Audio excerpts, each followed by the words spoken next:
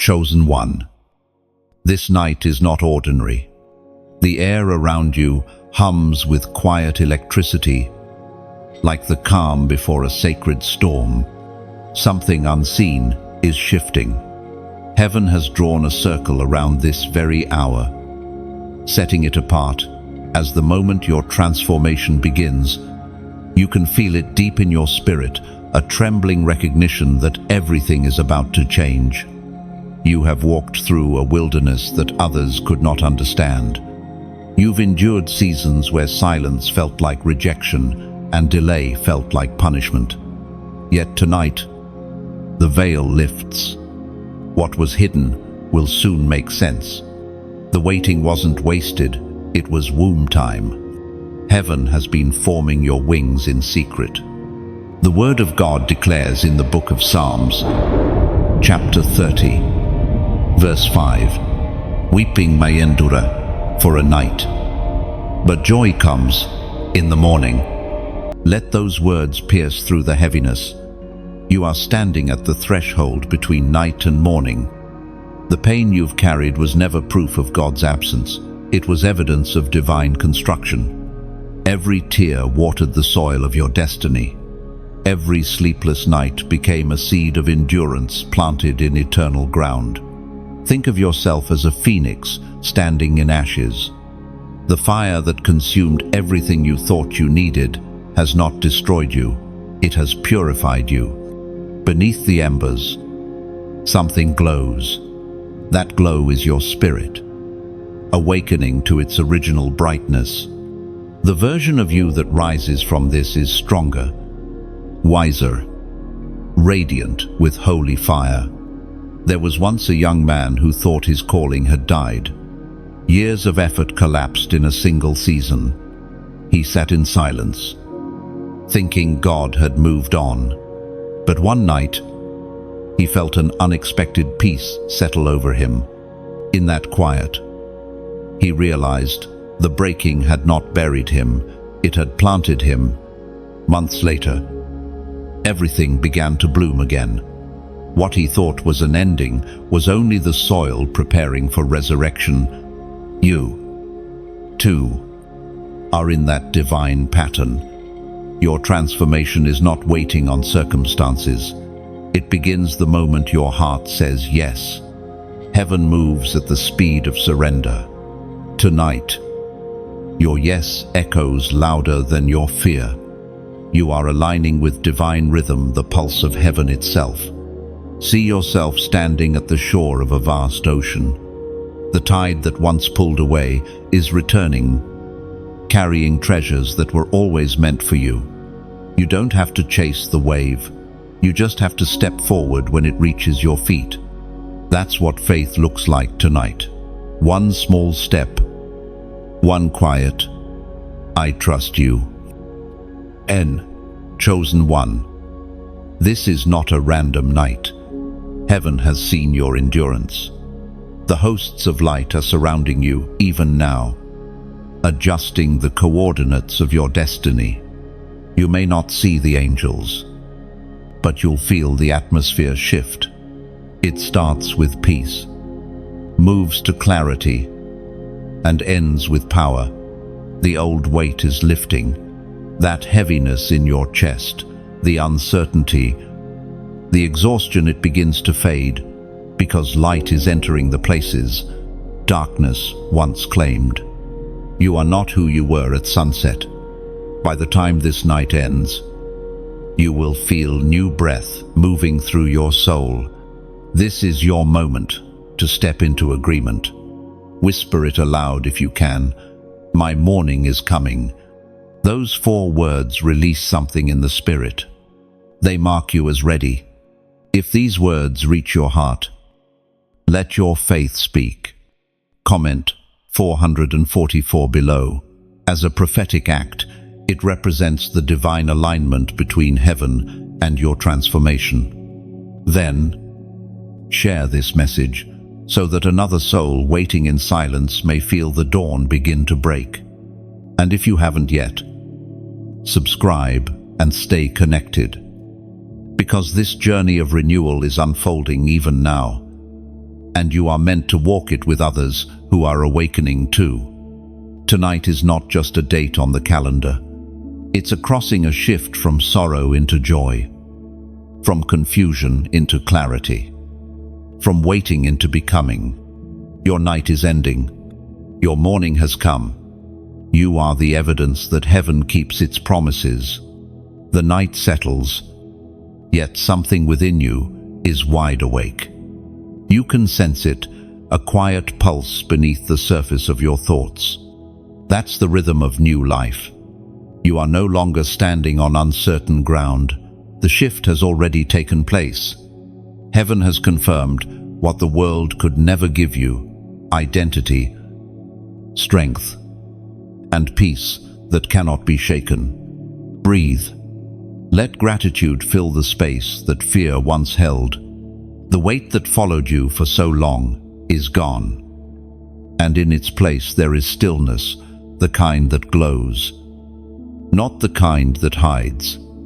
You have crossed through the valley and emerged radiant.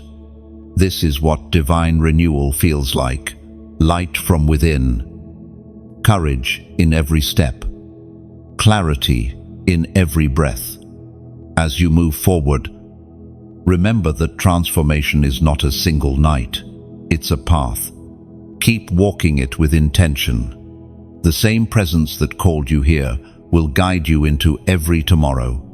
When you face resistance, remind yourself that every storm you've conquered has already proven your strength. You carry the evidence of survival like a crown, invisible but undeniable. Let this be your declaration: I am renewed. I am rising. I am aligned with heaven's plan. Speak it often. Words have power, and your voice carries authority now. What you release in faith becomes your future. Keep your eyes on the light that led you here. It will never fade. If this message has stirred your heart, take a moment to reflect. Comment 444 one last time as a sign of gratitude and alignment. Like, share, and subscribe, not from obligation, but as an act of connection, a way of spreading the same hope that found you tonight. The transformation has begun. Walk in your new dawn. Chosen one. Chosen one. Now that the night of awakening has passed, you begin to notice subtle changes inside you. At first, they are small, like the faint hum of a string being tuned before the symphony begins. Yet you feel it. Something has shifted. The world looks the same, but you no longer see it through the same eyes. The first evidence of transformation is awareness. You begin to sense patterns that once seemed invisible, moments when heaven gently intervened even while you thought you were alone. You remember the phone call that came at the right time, the opportunity that appeared just as your hope faded, the stranger's words that echoed something only you and God could know. Those weren't coincidences. They were fingerprints of the unseen hand. According to what is written in the book of Proverbs, chapter 3, verse 6, "In all your ways acknowledge him, and he shall direct your paths." That verse becomes your compass. You start realizing that the hand guiding you has never left. It was steady even in the storm, writing invisible directions into your journey. And now, as you begin this new phase, heaven brings into focus what has been hidden in plain sight. Picture this: a sculptor working on a block of marble. From the outside, it looks like chaos, stone shattering, dust flying, fragments falling away. Yet within the marble, a masterpiece waits. Each strike of the hammer is precise. Each removal of stone reveals what was always there. That's what the unseen hand has been doing in your life. Every loss, every redirection, Every closed door, each was a strike shaping you into the image heaven saw from the beginning. You may not have understood why certain people had to leave, or why plans crumbled despite your best effort. But the divine pattern has always been purposeful. God doesn't waste pain, He repurposes it. The pieces you thought were broken were simply being rearranged. There was once a man who kept asking, "Why me?" for years. Nothing seemed to go right. Every plan ended in disappointment. One night, exhausted, he stopped questioning and whispered, "Show me what you see." That night, for the first time, he slept peacefully. When morning came, nothing around him had changed, but something within him had. He realized the answer wasn't in escaping hardship. It was in recognizing divine fingerprints all along the way. The same awakening unfolds in you. You start looking at your life like a mosaic, tiny, mismatched pieces that only form beauty when viewed from above. From heaven's perspective, your story has never been random. Even the fragments are sacred. Think of your heart as a compass aligning itself with true north. You may have been spun by storms, but tonight it settles again toward direction, toward purpose. The unseen hand is the magnet drawing you home. You begin to walk differently, not faster, but lighter, because awareness changes posture. You no longer rush to control outcomes. You understand that the one who designed the path already wrote the ending. All you need to do is stay aligned. The mark of the unseen hand often reveals itself in unexpected ways, an opportunity you didn't apply for. A person whose words feel like a divine message. A door you never noticed, suddenly swinging open. These are not random moments. They are threads connecting you to destiny. Imagine yourself standing before an enormous tapestry. Up close, all you see are knots and tangled threads. But step back, and the design comes into view. That's how heaven works, weaving beauty through tension, symmetry through struggle. You couldn't see the pattern before, but now, under divine light, you begin to recognize it. The feeling is both humbling and exhilarating. You realize that you were never out of God's sight, not even for a heartbeat. When you stumbled, the hand steadied you. When you wept, the hand held you. When you almost gave up, it wrote another line into your story, one of grace and endurance. As the days unfold, small confirmations appear. Maybe a verse you read as a child suddenly speaks to you in a new way. Maybe a memory you once called failure now looks like preparation. This is revelation, the unseen hand, unveiling truth through remembrance. Your confidence no longer comes from circumstances, it comes from trust. The awareness that you are being guided, shaped, protected. This realization gives peace, even in uncertainty. The storms no longer frighten you because you now recognize who commands the wind. The hand that wrote stars into the sky has written purpose into your life. And every event, no matter how painful, has been part of that purpose. You were not overlooked, you were being refined. The fire was not to burn you, but to reveal gold hidden inside. As you reflect on this truth, gratitude rises naturally. It's no longer a forced act of faith, it's a spontaneous response to understanding. You begin to thank God not only for blessings, but for the lessons hidden in adversity. Gratitude becomes your language, and peace becomes your posture.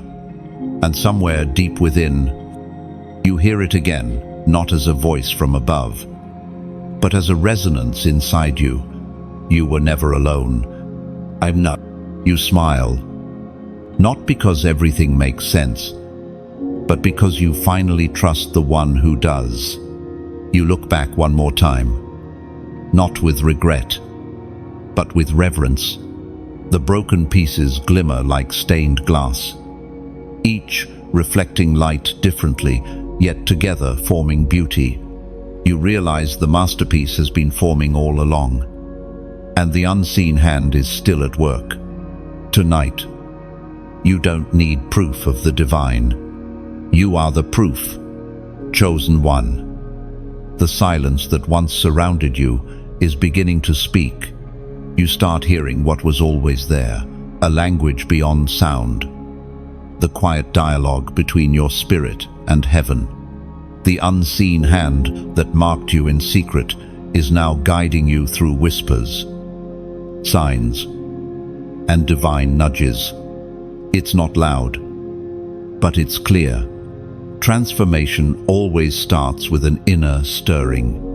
You feel it when you wake up at strange hours, when a random memory stirs deep emotion, when a song or phrase pierces through your ordinary day. These moments are not interruptions, they're invitations. Heaven calls softly before it commands loudly.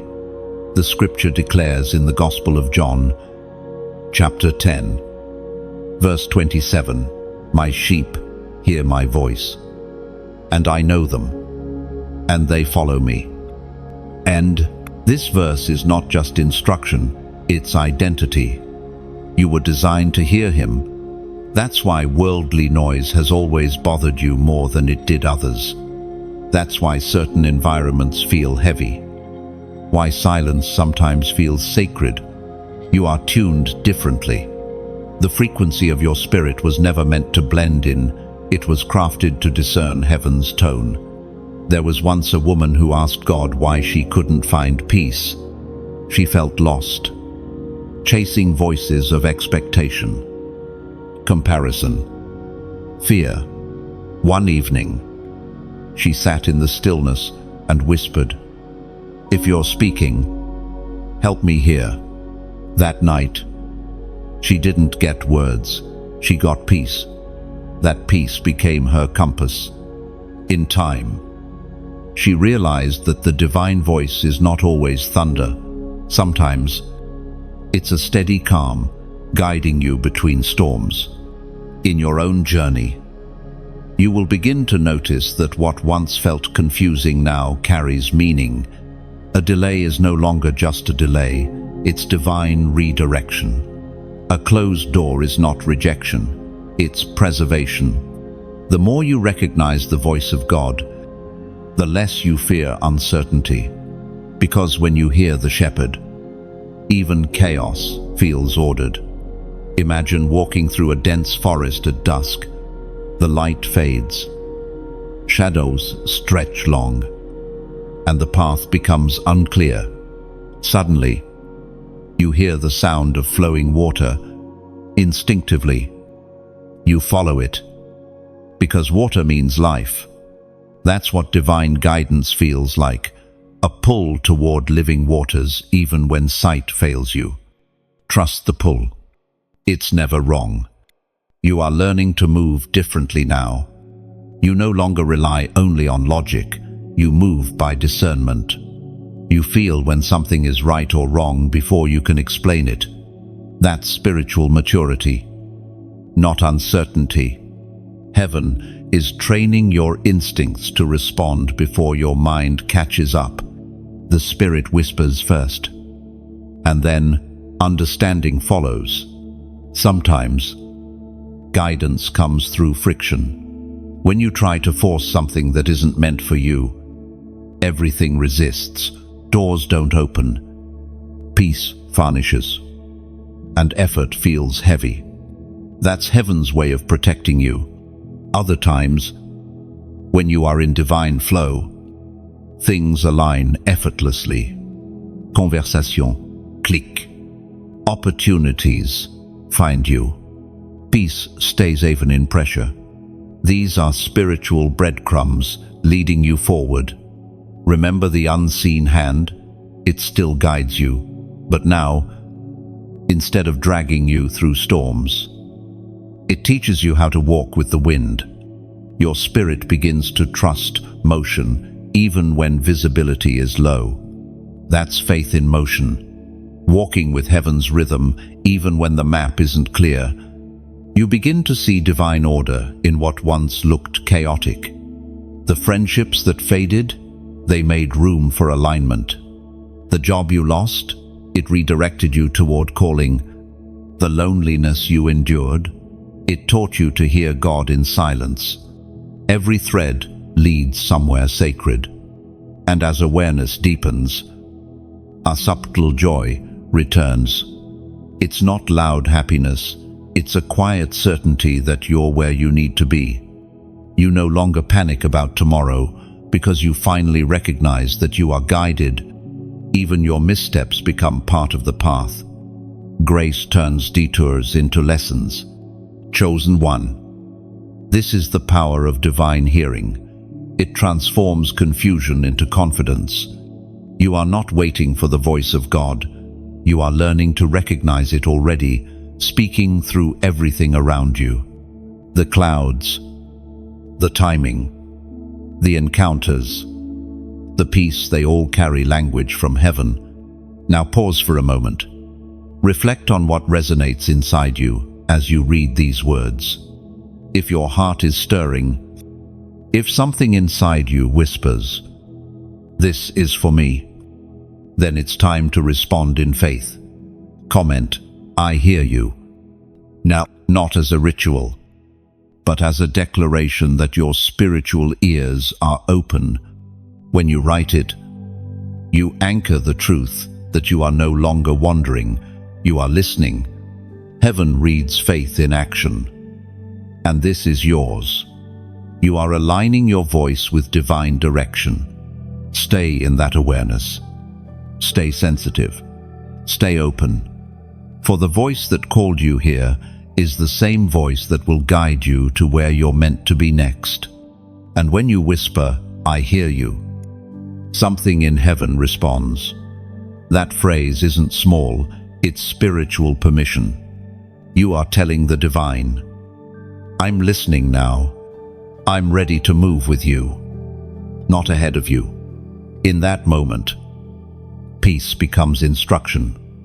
You start noticing how clarity doesn't always shout. It settles. It rests on you like sunlight through a quiet window. This awareness changes your posture in everyday life. You walk slower, speak gentler, and think deeper.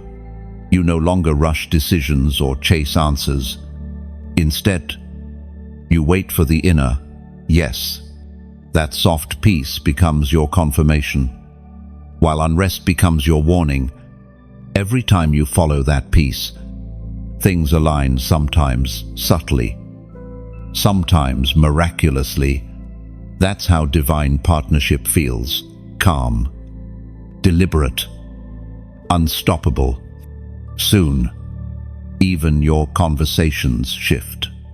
You begin speaking life instead of fear, blessing instead of complaint. People around you notice the difference but can't explain it.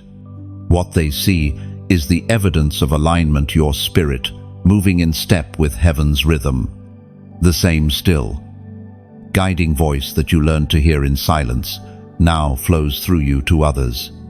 This is the reward of spiritual hearing, a life no longer ruled by uncertainty, but led by communion.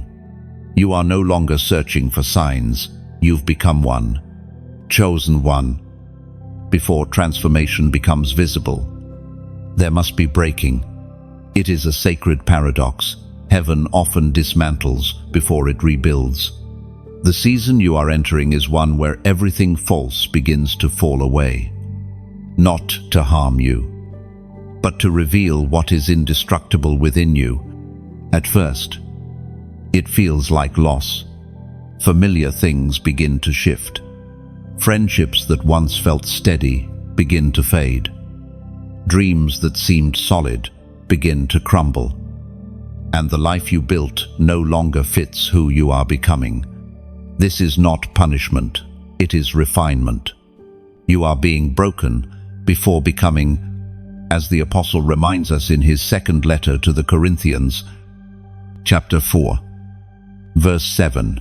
But we have this treasure in jars of clay, to show that the surpassing power belongs to God and not to us. Oh, the jar of clay is your humanity, fragile, imperfect, yet chosen to carry divine light. When life shakes, it is not to expose weakness, but to release what's hidden inside. The cracks in your vessel are where the glory begins to shine through. Breaking seasons are heaven's classrooms. You learn patience, trust, and surrender, not from comfort, but from collision. A diamond is formed only under pressure. Gold is purified only by fire. In the same way, your spirit becomes radiant through resistance. What once felt like chaos is actually precision, God removing what can't remain, so that what's eternal can emerge. Think of a storm pruning an ancient tree. At first, the wind looks destructive. Branches fall, leaves scatter. Yet, after the storm passes, the tree stands lighter, stronger, and ready to bear fruit again. That's what God is doing with you. The branches he removes are the ones that would have broken under future weight. There was once a man who felt everything was being stripped from him: career, confidence, certainty. He cried out, "Why are you taking everything I built?" The answer came quietly, "Because you built it without me." That moment broke him open, but from that breaking came new humility, new direction, and peace that no success had ever given him. You, too, may be in that sacred dismantling. It's not destruction, it's divine reordering. God cannot fill a vessel that's already full of self. Sometimes, he must pour you out before pouring himself in. The breaking season also exposes motives. It reveals where you placed identity in achievements, in people, in control.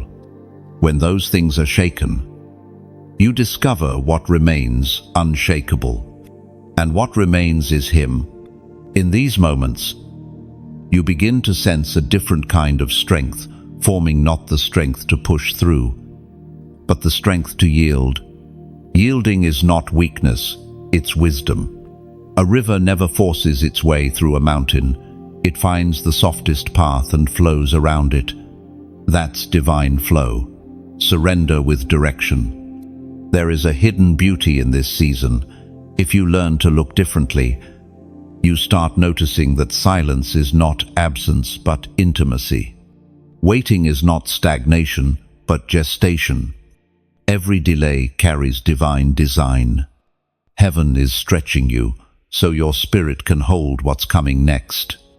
You may feel fragile, but heaven calls you favored. Fragility does not disqualify you. It makes you usable. Only vessels aware of their cracks can carry compassion. The world does not need perfect people. It needs broken ones who still choose love. Your breaking gives you eyes to see pain in others, and that empathy is your new strength. As you go through this refining, remember, God breaks what he trusts.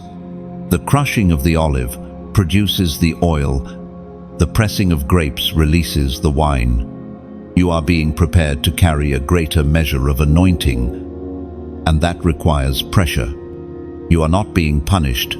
You are being prepared for impact.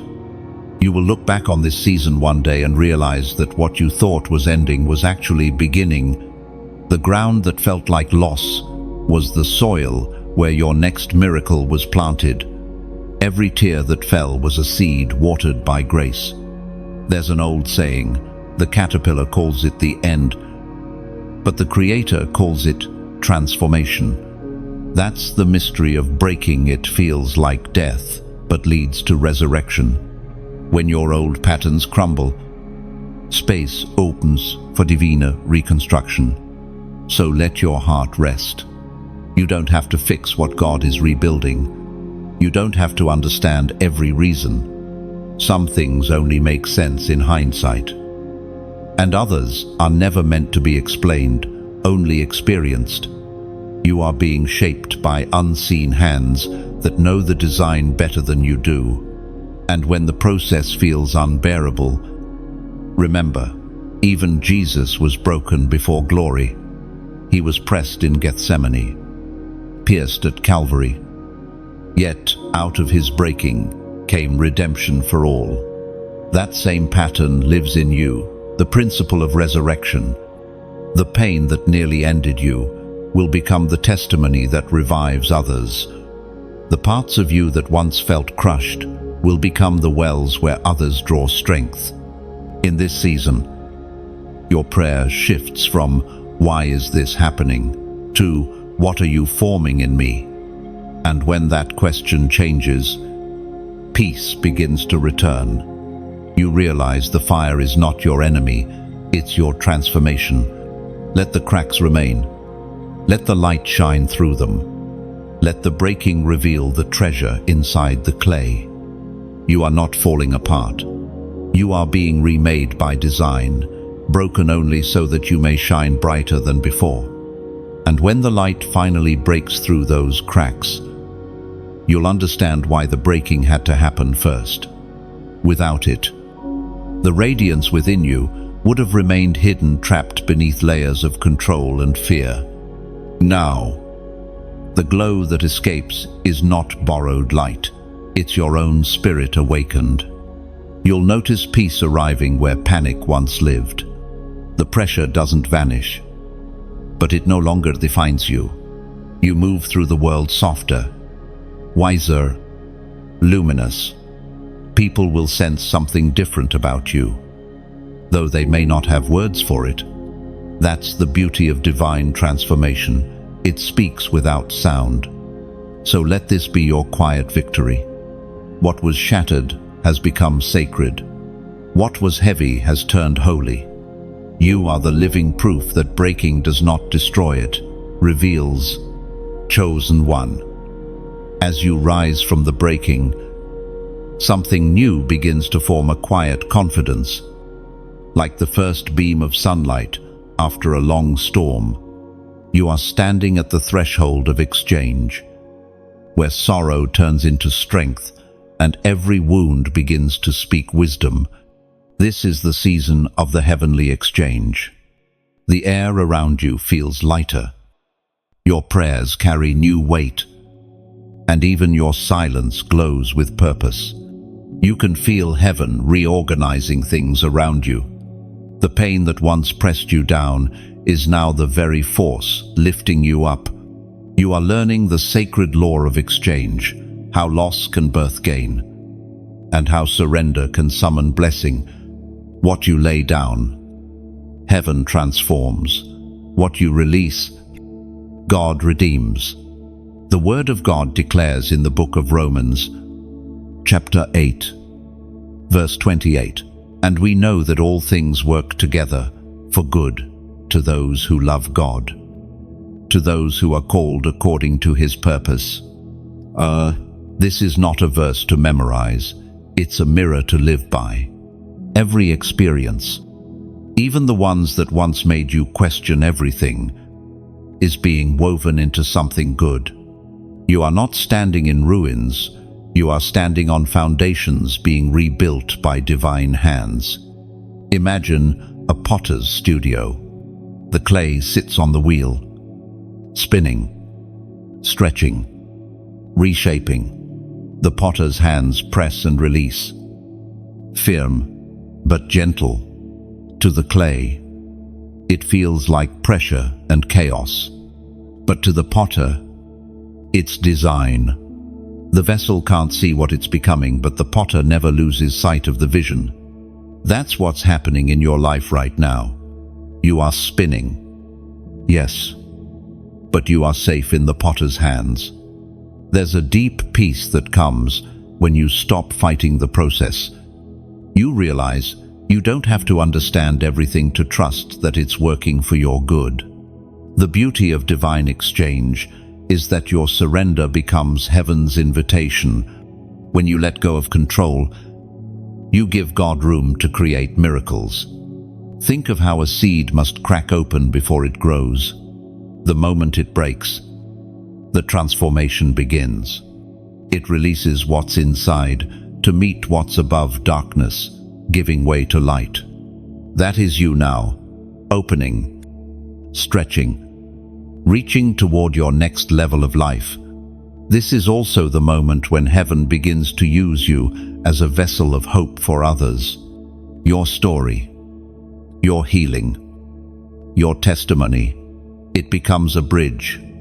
When you speak about what God has done for you, someone else begins to believe it can happen for them too. Every shared word becomes a seed that multiplies healing. And because we live in a world that connects hearts through sound and story, what you do here matters. When you like or share this message, it's not about numbers. It's like throwing another pebble into the still water of faith, watching the ripples reach unseen shores. Every small action sends light farther than you can imagine. Some of you have wondered, how can I help this message travel further? And the answer is found in love, expressed through action. When you subscribe, it's like planting your flag on sacred ground, saying, I choose to grow here. It keeps you connected to the stream of living words that nourish your journey. And if your heart feels stirred to donate, do it, as one pours oil into the lamp of a temple quietly, reverently, with gratitude. It isn't obligation, it's worship. Each offering, no matter the size, becomes oil for the flame that helps this light continue, reaching others still searching in the night. Picture it. Every act of support is a spark added to a constellation, forming new stars across the dark sky of this world. Together, those stars become a map of hope. You may never meet the lives your kindness touches, but heaven keeps count of every light you help ignite. There's no demand here, only invitation. No rule, only relationship. Every click, every prayer, every gift is part of the symphony heaven is composing through your willingness. And as you give, whether through sharing, subscribing, or sowing a seed, notice how peace grows quietly inside you. That's divine confirmation. Generosity is heaven's language of abundance.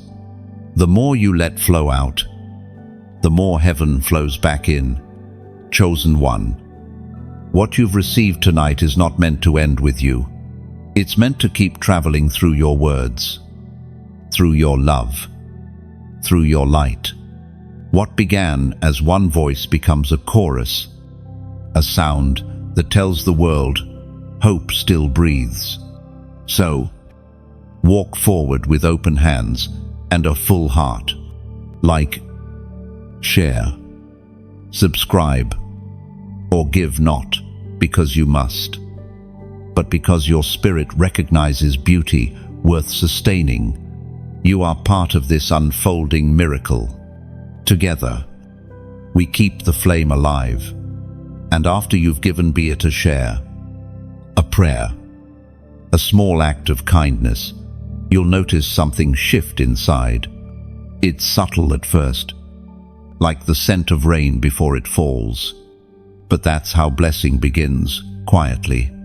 Heaven records even the smallest act of faith, and nothing you release in love ever disappears. You may not see the return immediately, but it comes, sometimes as peace in your home, sometimes as clarity after confusion, sometimes as unexpected provision. Divine mathematics doesn't add the way the world does. It multiplies through meaning, not measure. Remember the story of the widow who offered 2 small coins? The world saw scarcity, heaven saw overflow. That's the same law at work in your life.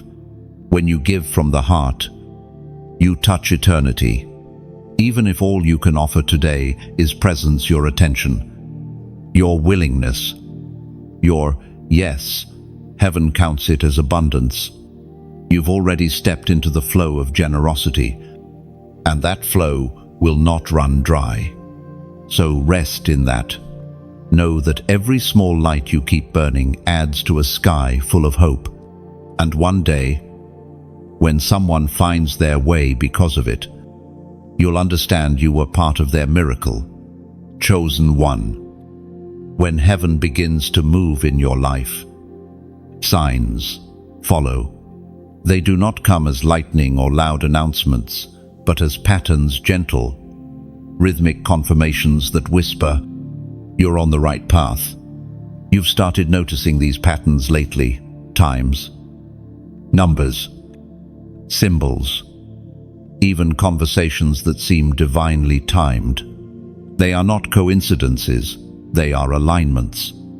The realm of the Spirit often communicates through divine codes, numbers, moments, synchronicities that carry messages from heaven to earth. These signs are not about superstition, they are about synchronization. They remind you that you are not wandering in circles, you are walking in purpose.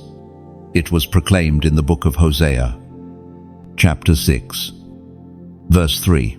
Let us know, let us press on to know the Lord. His going out is sure as the dawn. He will come to us as the showers, as the spring rains that water the earth. And this verse reveals heaven's rhythm, sure as the dawn, steady as the rain.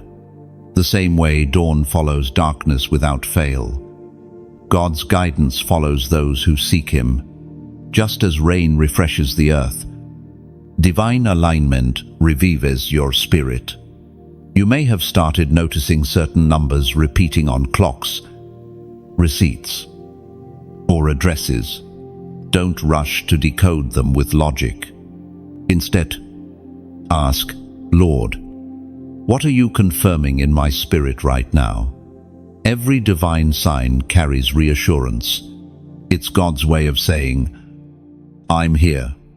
Keep walking. Now, imagine a traveler crossing a vast desert.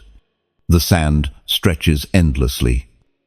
The horizon blurs, and the wind whispers uncertainty. Then suddenly, the traveler spots a single green sprout breaking through the sand. It's small, but it's proof of water beneath. That's what divine alignment feels like. Heaven leaves little sprouts of confirmation to remind you that life flows even beneath what looks barren. These signs also train your discernment. They teach you to notice God, not just in the sacred, but in the ordinary. You start seeing His fingerprints in daily life, the kindness of a stranger, a word spoken at the right time, an idea that comes when you least expect it. Alignment isn't only about numbers, it's about awareness. There was once a young woman who felt lost in her calling. She prayed for direction, but heard nothing. Weeks later, she kept seeing the same number everywhere. It seemed silly at first, until one night, during prayer, the verse she opened to had that very number in its chapter and verse. It spoke directly to her confusion. Tears fell as she whispered, I hear you. From that day, she no longer sought signs to believe. She believed, and the signs simply followed. That's how alignment matures. In the beginning, God gives signs to catch your attention.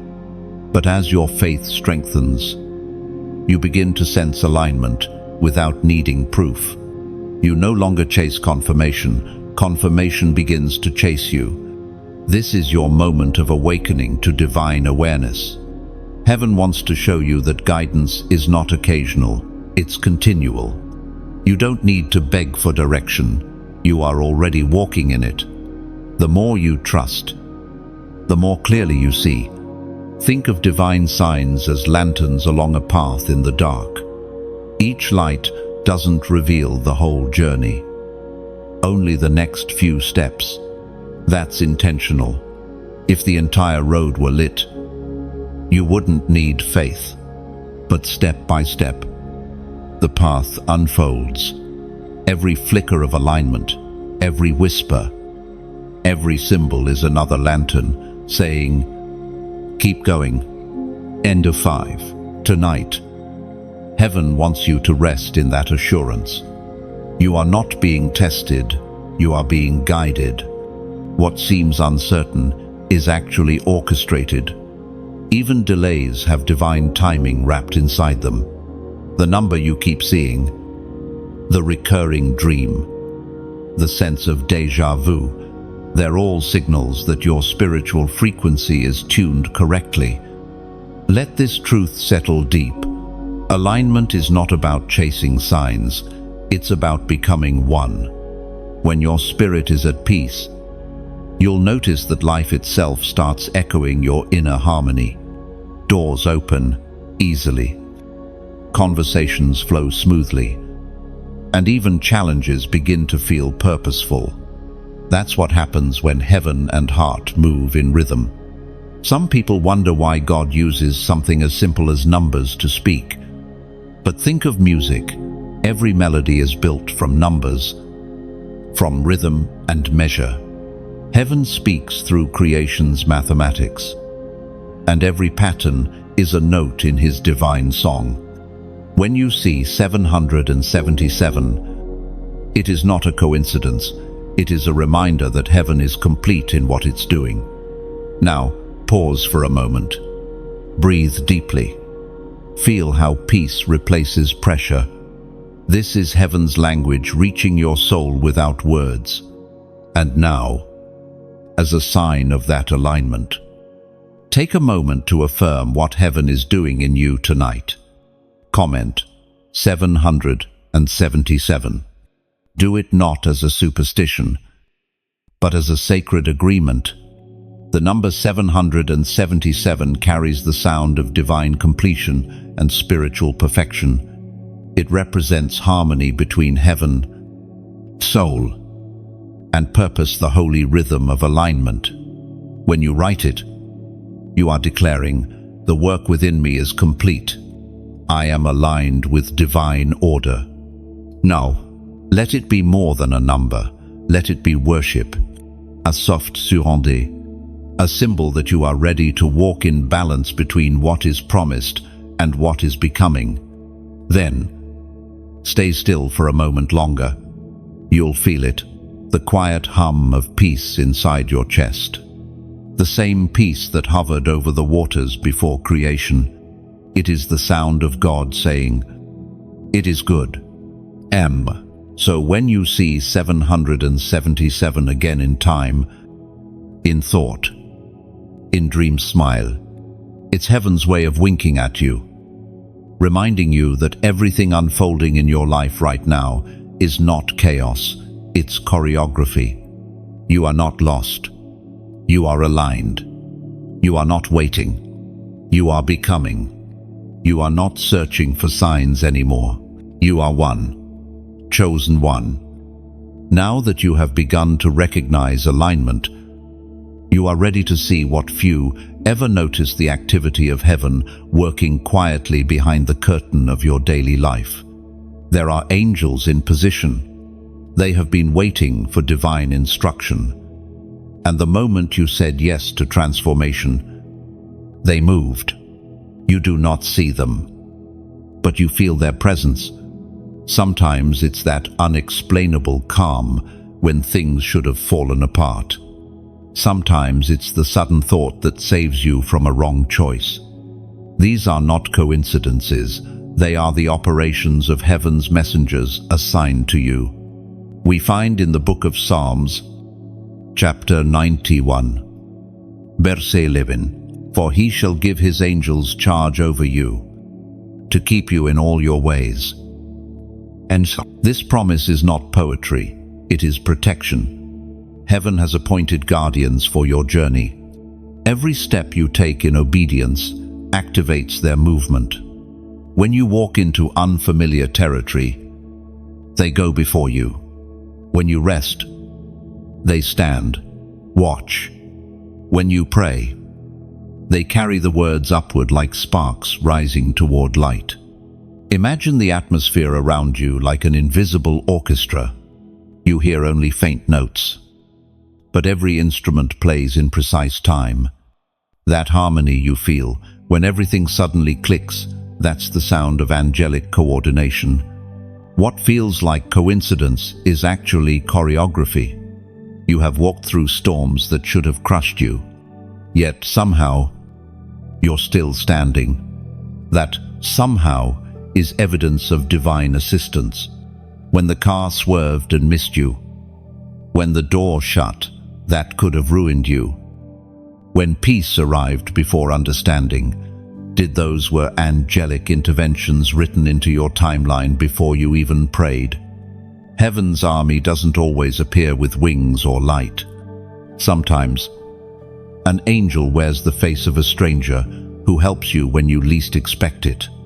Sometimes, it's the friend who calls at the exact moment your strength fails. Sometimes, it's a delay that saves you from walking into danger. Divine protection often disguises itself as inconvenience. There was once a man who missed his flight and spent hours frustrated in the airport. Later that evening, he learned that same plane had suffered a critical malfunction. He wept not from fear, but from recognition. What he called delay was actually deliverance. He never missed another chance to say thank you for interruptions. That's the posture of someone who knows heaven works in silence. Gratitude replaces anxiety. Trust replaces the need to control. When you understand that angels are not symbols, but servants of divine will, you begin to walk differently, lighter, calmer, aware that you are not walking alone. Your spirit becomes sensitive to subtle movements. You'll feel led to wait when rushing feels easier, to speak when silence feels safer, to move when logic says, stay. Obedience to those nudges is cooperation with heaven. The unseen responds when the heart aligns. Think of it like wind through trees. You can't see it, but you can watch the branches move. In the same way, angelic activity bends the branches of your reality. Opportunities shift. Circumstances rearrange. People appear or leave. All orchestrated for your good. This awareness isn't meant to make you mystical, it's meant to make you peaceful. You no longer have to fight every battle alone. You have help. Invisible, tireless, faithful help. Heaven has structured creation so that no chosen one ever walks unguarded. But remember, angels are not commanded by fear or desperation. They move in response to faith. When you trust instead of panic, you strengthen their assignment. Faith builds bridges where doubt builds walls. The moment you declare, I know God is with me, every spiritual force aligned with heaven leans closer to ensure that word becomes reality. You will begin to notice how quickly peace returns after prayer, how obstacles seem to shift quietly after surrender. These are signs that the system of heaven around you is functioning perfectly. Your task is simply to stay aligned, to keep your heart free of bitterness, to choose gratitude over grumbling. In moments of deep exhaustion, remember this: even Jesus, in the wilderness, was ministered to by angels. They came when his strength was gone. They come to you the same way, not always visible, but always real. You might not see their faces, but you'll recognize their fingerprints in the mercy that keeps meeting you. If you could see your life from heaven's vantage point, you would never doubt again. You would see yourself surrounded by light, by sentinels that stand between you and harm, by messengers carrying answers before you even voice the questions. You would realize that your story has always been guarded ground. So tonight, let peace settle deeper. You don't have to prove your worth to receive protection. It's already promised. The same hand that formed the stars has appointed watchmen for your soul. They stand guard, not because you are perfect, but because you are purposed. And when the night feels long or the battle seems fierce, remember this truth: you are never outnumbered. Darkness only appears large when you forget that light travels faster. For every shadow that rises, there are legions of brilliance surrounding you. You are covered. You are kept. You are guided by forces you cannot see, but can always feel. Let that awareness become your calm. Angels move not in chaos, but in harmony.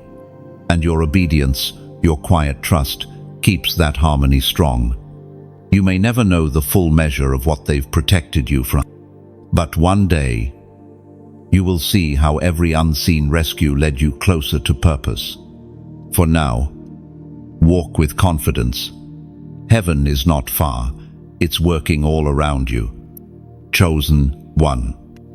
When light begins to rise in you, darkness does not remain silent. The unseen realm feels the tremor of your awakening. You may notice an increase in tension, strange resistance, or sudden weariness that seems to have no explanation. It's because the battle in the shadows has begun. Do not mistake this conflict for failure.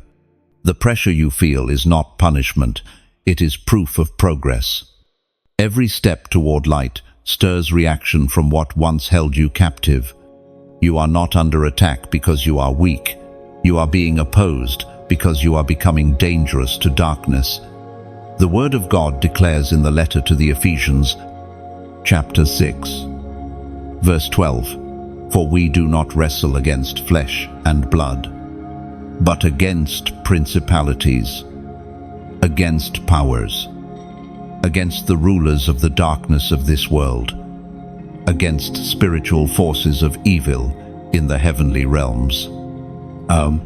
This verse lifts the curtain on your reality. What you face is not merely emotional or circumstantial, it is spiritual. The sudden wave of discouragement, the argument that appears from nowhere, the fatigue that hits after prayer, these are shadows reacting to your light. Imagine the dawn breaking over a field. As soon as the sun rises, the mist scatters. It doesn't leave quietly. It curls and twists as light burns it away. That's what's happening within you.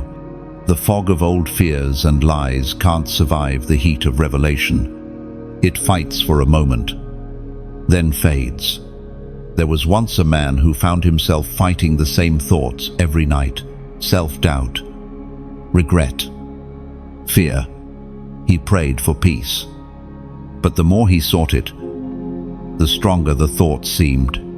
One night, he realized, this isn't me. These are echoes of old chains trying to cling. He spoke truth out loud, simple, steady declarations of faith. Within days, the heaviness lifted. What changed wasn't his world, but his awareness. He learned that silence in the face of lies is agreement, and light only wins when it speaks. You are learning that same truth now. The battle is not to destroy you, it's to train you. Heaven doesn't raise fragile warriors, it builds resilient ones. You are learning to stand firm, even when unseen winds push against you. You are learning to recognize that resistance is often confirmation of movement in the right direction. Every chosen one walks through this tension. It is part of spiritual evolution. When the caterpillar begins its transformation, the cocoon tightens and darkness surrounds it. But inside that pressure, the creature's body rearranges into wings. What feels like confinement is actually creation. In your own journey, the same pattern unfolds. The days that feel suffocating are often when your spirit is growing new strength. You might cry, you might question, but deep down something solid is forming. Pain is not your enemy, it's your personal trainer, stretching you into readiness. In these moments, focus not on what you feel, but on what you know. Feelings fluctuate, but truth remains steady. The truth is that God is still present, even when the atmosphere feels heavy. His silence is not absence, it's strategy. Sometimes he hides his presence so your faith can grow strong enough to sense it without proof. Darkness is loud, but it is also limited.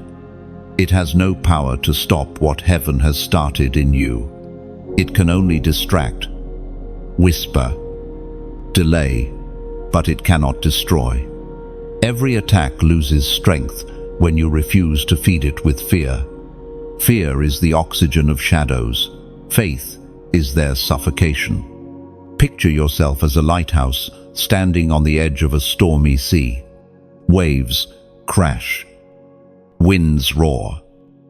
Lightning splits the sky, but the light keeps shining. It doesn't argue with the storm, it just stands and burns. That's your assignment in spiritual warfare, to keep shining. No matter how fierce the weather, the moment you decide to remain in peace, darkness begins to lose interest. It thrives on chaos, but it cannot function in serenity. Every calm breath is a declaration that you trust God's control more than your own understanding. You will notice that after every wave of warfare comes a wave of revelation. The pattern is constant: opposition, then clarity. The very battle that drained you will later reveal the strength you didn't know you carried. You will begin to speak with authority, comfort others, and recognize danger before it reaches you. That's how warriors of light are formed, not in comfort, but in combat. And even in the midst of battle, you are never alone. Remember what was written before: you are surrounded by unseen allies. Angels do not flee when the fight begins. They take their positions closer. When you whisper truth, they echo it. When you stand firm, they advance. The battle in the shadows is temporary, but the strength it produces is eternal. Every trial you overcome becomes a permanent part of your armor. Every tear becomes oil for your anointing. Every night of warfare adds a star to your sky. So when resistance rises again, and it will remember this: you are not fighting for victory, you are fighting from victory. The outcome was written long before the struggle began. Stand still when confusion shouts. Speak peace when anger tempts. Rest when fear demands reaction. That is how you win. Soon, the shadows will lose their power. You'll notice that what once terrified you now teaches you. The same darkness that tried to silence you will serve as the backdrop for your light. You will walk through storms not as a victim, but as a vessel of calm. You will see opposition and smile, knowing it only appears where destiny is near. And when the battle finally quiets, you'll stand taller, not because you fought harder, but because you learned that peace is the loudest weapon heaven ever made. Chosen one.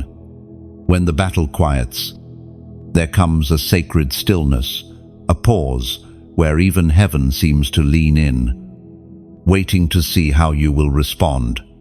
The storm wasn't meant to destroy you, it was meant to reveal what cannot be shaken inside you. Now that the thunder has passed, your next step determines the shape of your destiny. Every spiritual victory demands response. The silence after warfare is not emptiness, it's an altar. You stand between what was and what is to come, holding the authority that pain produced. As it is written in the book of Joshua, chapter 24, verse 15, "Choose for yourselves this day whom you will serve, but as for me and my house, we will serve the Lord." This ancient declaration still breathes through time. Every chosen one reaches a point where they must decide whether to return to comfort or rise into calling. Heaven invites, not to test you, but to empower your choice. The moment you choose alignment, divine movement resumes. Picture a battlefield, now quiet after the chaos. The smell of smoke lingers, but sunlight begins to filter through the air. You kneel, plant your sword in the soil, and exhale. You realize that the noise was never the real war. The real war was inside. Between surrender and control, you have won, because you finally let go. The peace that follows feels heavier than silence, its sacred weight. You can sense heaven's eyes upon you, not with judgment, but with pride. You didn't run when it was hard. You didn't curse the process. You stayed. You believed. That kind of endurance carries fragrance in the spirit, a scent that angels recognize. There was once a man who, after years of hardship, looked in the mirror and barely recognized himself. His face was lined with fatigue, but his eyes were steady. He said aloud, "I'm still here." That sentence, simple as it was, became his anthem. Every trial he had survived became proof of grace. The moment he spoke it, heaven echoed it. His endurance became identity, chosen one. That is where you are standing now, in the sacred space between exhaustion and empowerment. You are no longer the person who entered the battle. You have evolved. You've shed layers of fear and dependency. You have learned to hear peace louder than panic. You begin to notice that clarity feels different now. It's not lightning anymore, it's sunrise. Slow, gentle, sure. You don't need dramatic signs. You carry quiet, knowing the same God who fought for you is now rebuilding through you. Think of yourself as a mountain after rain. The storm carved new rivers through your valleys. But those rivers now carry life. The erosion wasn't destruction, it was design. What flowed away was never meant to stay. This stillness isn't empty, it's fertile. Seeds planted during pain are beginning to take root. Your faith is now deep enough to hold future growth. You no longer beg for peace, you host it. And when you host peace, heaven entrusts you with more. Now, heaven asks for your response, not for show, not for approval, but for agreement. The divine always honors decision. What you declare in peace becomes the foundation for the next miracle. So speak it now, as both testimony and invitation. Comment, peace remains. Not because you're pretending to be strong, but because you've learned that true power is calm. Peace remains means the storm did not break you, it built you. It's your quiet declaration that no matter what shifts around you, serenity will stay. It's you telling heaven, I understand now, peace is my position, not my reward. And when you write it, you're not just typing words, you're building an altar in the unseen. You're marking this chapter as the moment when you stopped chasing rest and started becoming it. Each letter carries weight. Each word releases light. And as you speak it, heaven records it. Angels move to protect it.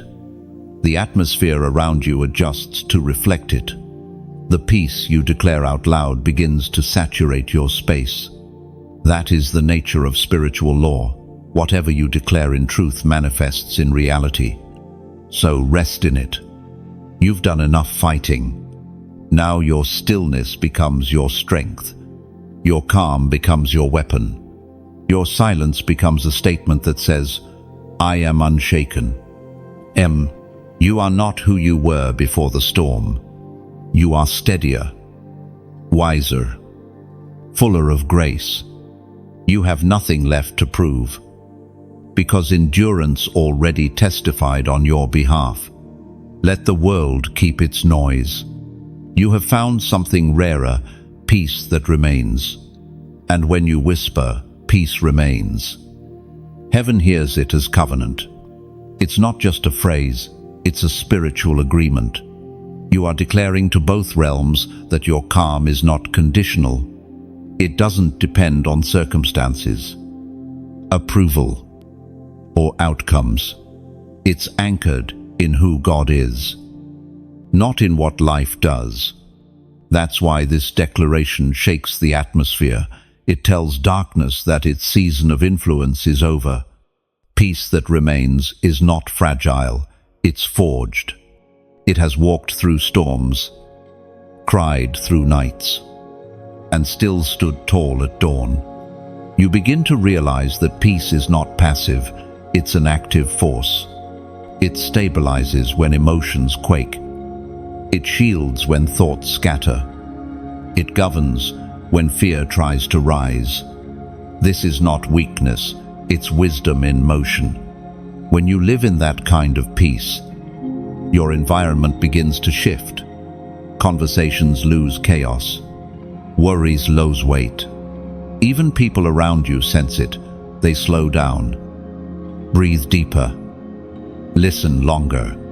Your peace becomes contagious, like a quiet melody changing the tempo of a crowded room. You are teaching the world how to rest again simply by existing in alignment.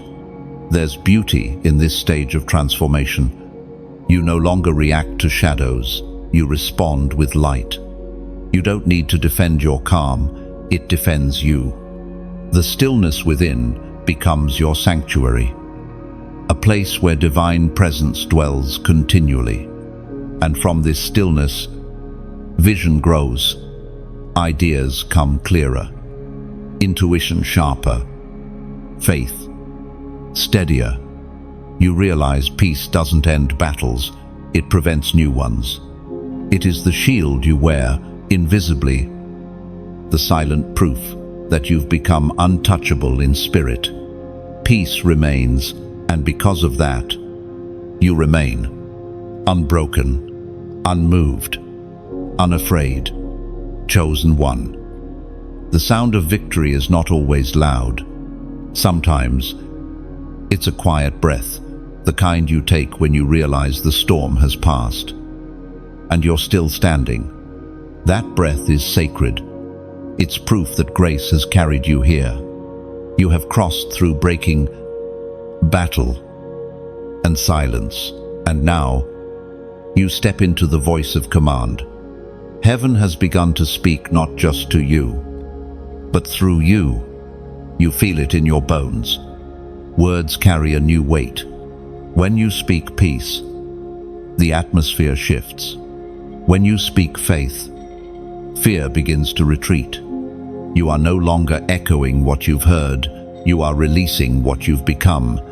The voice that once trembled in prayer is now the very instrument heaven uses to shape reality. As written in the book of Psalms, chapter 29, verse 4, the voice of the Lord is powerful. The voice of the Lord is full of majesty. That same voice now resonates through you. You are not imitating divinity, you are partnering with it. The authority rising inside you is the result of every tear, every test, Every night you thought you wouldn't make it through. Heaven refines warriors in silence so that when they finally speak, creation listens. Imagine standing at the shore of an ocean. For years, you've been tossed by waves, dragged under by fear, thrown back by failure. But tonight, the tide bows at your feet. You lift your hand, and even the waves seem to pause, as if the sea recognizes the authority you carry now. This is what divine maturity feels like. Calm command. You are learning to use your voice, not to plead, but to proclaim. When you speak light, darkness must obey. When you bless, barrières crumble. When you forgive, heaven moves. That is the voice of a chosen one, firm, yet filled with grace. Bold, yet rooted in love. Now, as this transformation deepens, heaven also extends an invitation. It's gentle, never forceful, a whisper that says, "Join the work." This work is not about religion, it's about resonance. It's about spreading hope into places where despair still lingers. When you choose to like or share this message, it isn't about numbers, it's about lighting another candle. Each click becomes a spark that travels across unseen distances, illuminating a soul you may never meet. One act of connection can ripple through timelines and generations. That's the sacred geometry of love. It multiplies quietly, beautifully, endlessly. When you subscribe, you're not just following a channel, you're joining a rhythm. It's like stepping into a river whose current carries voices of the awakened. Together, we move as one stream of light, reminding the world that God still speaks and that His chosen ones still listen. And then there's the deeper invitation, the one only your heart can answer. If you ever feel led to donate, think of it not as giving something away, but as planting something eternal. When you sow into light, it doesn't vanish, it transforms into more light. Every seed carries fragrance. Every offering becomes oil that keeps the flame burning for another soul walking through the dark. Picture it like this: a musician holding a harp in a quiet room. The strings do not sing until touched. Your support, your prayer, your share, your gift is the touch that awakens sound. Together, we turn silence into song. That's what your generosity does. It turns intention into melody. This invitation carries no weight of obligation. There's no demand here, no condition. It's simply a door you can walk through if your spirit feels the nudge. Love moves freely. It never coerces. Every act of support, no matter how small, becomes part of the great tapestry heaven is weaving through us all. Imagine your gesture, your single act of kindness as a drop of color on that vast canvas. It blends with others, creating something radiant and alive. The beauty of this divine art is that you may never see the full picture, but you'll know your color mattered. And if all you can offer right now is presence, then that, too, is sacred. Listening with your heart, holding space for truth, breathing deeply as these words reach you, that's a gift in itself. Heaven counts presence as generosity. You see, chosen one, your voice and your heart are both altars. When you use them with sincerity, heaven responds. Every time you share light, whether through a message, a smile, or an act of giving, you are echoing the very nature of God, Creator, Giver, Sustainer. Tonight, the voice of command isn't about shouting, It's about shaping. It's about speaking with intention. It's about recognizing that your every word has creative power. You are no longer waiting for someone to rescue you. You are realizing that your obedience is the rescue. There's a peace that comes when you understand this. You begin to see giving not as loss, but as living. You understand that generosity is the native language of heaven, and that every echo of it draws you closer to divine likeness. And as you sit in this awareness, imagine yourself surrounded by sound waves of unseen music created by every act of kindness across the earth. Somewhere, someone is praying because you shared a message. Somewhere, someone is healing because you gave from the heart. Somewhere, someone is breathing easier because light found them through you. That's the miracle of connection. It's not built on demand, it's built on choice. And every choice made in love multiplies forever. So, chosen one, as you breathe in this peace, know this truth. Your voice matters. Your presence matters. Your support, whether through sharing, subscribing, or giving, is the continuation of heaven's voice through human hands. You are part of something vast and luminous. You are the echo of divine command in motion. And together, we are the sound of light moving across the earth. Chosen one. The moment your voice aligns with heaven's, something subtle but profound begins to change. The old self starts to fade. It doesn't happen with noise or drama. It happens gently, like night giving way to morning. You start noticing that the things which once drew you no longer hold power. The conversations that used to stir anger now meet silence. The fears that once ruled your thoughts now sound distant. You are witnessing the quiet fading of what no longer belongs.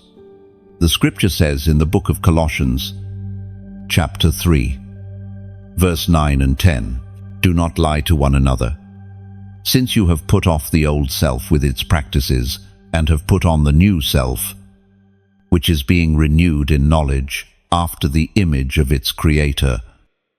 How this renewal is not cosmetic, it's cellular, spiritual, complete. The old self was built on survival. The new one is built on surrender. The old sought validation. The new walks in conviction. You are being remade from the inside out. And though the world may not yet see it, heaven celebrates every quiet change. There is always a sacred grief in this kind of transformation. You mourn versions of yourself you outgrew. You look at old dreams, old loves, old habits, and feel both nostalgia and release. It's not that they were bad, it's that they were temporary. God used them to carry you this far. But now, He is asking you to travel lighter. Imagine a traveler ascending a mountain. Halfway up, they realize the backpack that once carried essentials is now filled with unnecessary weight rocks collected from past valleys. To climb higher, they must lay them down. That's what this stage feels like, releasing the weight that kept you grounded to what no longer serves your ascent. This release isn't rejection, it's reverence. You're not dishonoring what was, you're making room for what's next. Every goodbye creates space for a greater hello. There was once a woman who spent years identifying herself by pain. Every story she told began with loss. Every sentence ended with, "I'm trying to heal." One day, she heard a whisper in her spirit, "You're not the wound, you're the wisdom that grew from it." Those words rearranged her. From that day on, she stopped narrating her suffering and started narrating her strength. Her story didn't change, but her identity did. That's the quiet miracle happening in you now. You're realizing that your worth was never in what broke you, but in what survived. The old self reacted, the new self responds. The old self chased validation, the new one embodies value. The old self tried to fit in, the new one remembers it was never meant to blend. You are being taught to see yourself as heaven sees you, complete. Not in need of fixing, but in need of unfolding, like a flower opening to morning light. Your transformation is revealing the colors that were always hidden. This process is not without discomfort. There will be moments when you reach for an old habit out of reflex, or find yourself missing what you prayed to be free from. That's normal. Transformation doesn't erase memory, it redeems it. The goal isn't to forget who you were, it's to understand why you had to be that version for a while. Sometimes, people around you won't understand your change. They'll say you've become distant or different. And in a way, they're right. You've outgrown the conversations that revolve around complaint, the patterns that thrive on worry, the energy that feeds on chaos. You no longer have space for what doesn't align with peace. This isn't arrogance, it's evolution. Think of a snake shedding its skin. The old layer isn't evil, it simply doesn't fit anymore. It once served as protection, but now it restricts growth. The shedding looks lonely, even painful. But once it's done, movement becomes effortless again. The snake doesn't regret the process, it slithers forward. Lighter, freer, faster. The same will happen to you. The friction you feel right now is the sound of skin separating from season. It's sacred work, invisible yet eternal. In this stage, silence becomes your teacher. You'll spend more time listening than speaking, observing than reacting. Solitude no longer feels like isolation, it feels like sanctuary. You begin to crave moments of stillness because that's where revelation finds you. You may not even recognize your reflection anymore, not because you've lost yourself, but because you've finally met your true self, the one unburdened by performance, unbothered by comparison, uninterested in applause, the one who knows that peace is worth more than attention. You are becoming a living paradox, soft yet strong, humble yet authoritative, gentle yet unshakable. The new self doesn't need to announce its arrival. Its presence speaks loudly enough. And here's the mystery. As you release the old, you also release old timelines. The past loses its grip because you stop feeding it with memory. Regret begins to crumble. Shame evaporates. Evengilt, once heavy as stone, begins to dissolve in grace. You realize the only thing that ever kept you tied to yesterday was your own agreement with it, and now that agreement has expired. There is a freedom that comes when you stop explaining your healing. You simply live it. You stop proving your transformation and start embodying it. The new you doesn't justify peace, it protects it. So let this be your quiet reintroduction. You are no longer defined by what you endured, but by what you've become. You carry wisdom where wounds used to be. You wear calm where chaos used to reign. You are not the echo of your past, you are the voice of your future. And though this metamorphosis may not make headlines, heaven has noticed. The angels that once guarded your survival now celebrate your arrival. You've stepped into maturity, not perfection, but presence. The new self doesn't strive for light, it recognizes it was light all along. Walk gently in this truth. Let your words soften, your thoughts slow, your spirit settle. The transformation is complete enough for today. Tomorrow will bring another layer, another unfolding. But for now, simply breathe and whisper, I am new. Chosen one. As your new self takes form, something sacred begins to stir around you, the fragrance of restoration. It's subtle at first, like the scent of rain before it falls. The air changes. Time feels slower, and your heart begins to sense that what was once broken is being gently put back together. You are entering the seal of restoration. Everything you thought was lost, peace, purpose, confidence, even relationships. Heaven has been quietly working to restore, not in the way you expect, but in the way your soul truly needs. Some things will return to you transformed, others will be replaced with something better.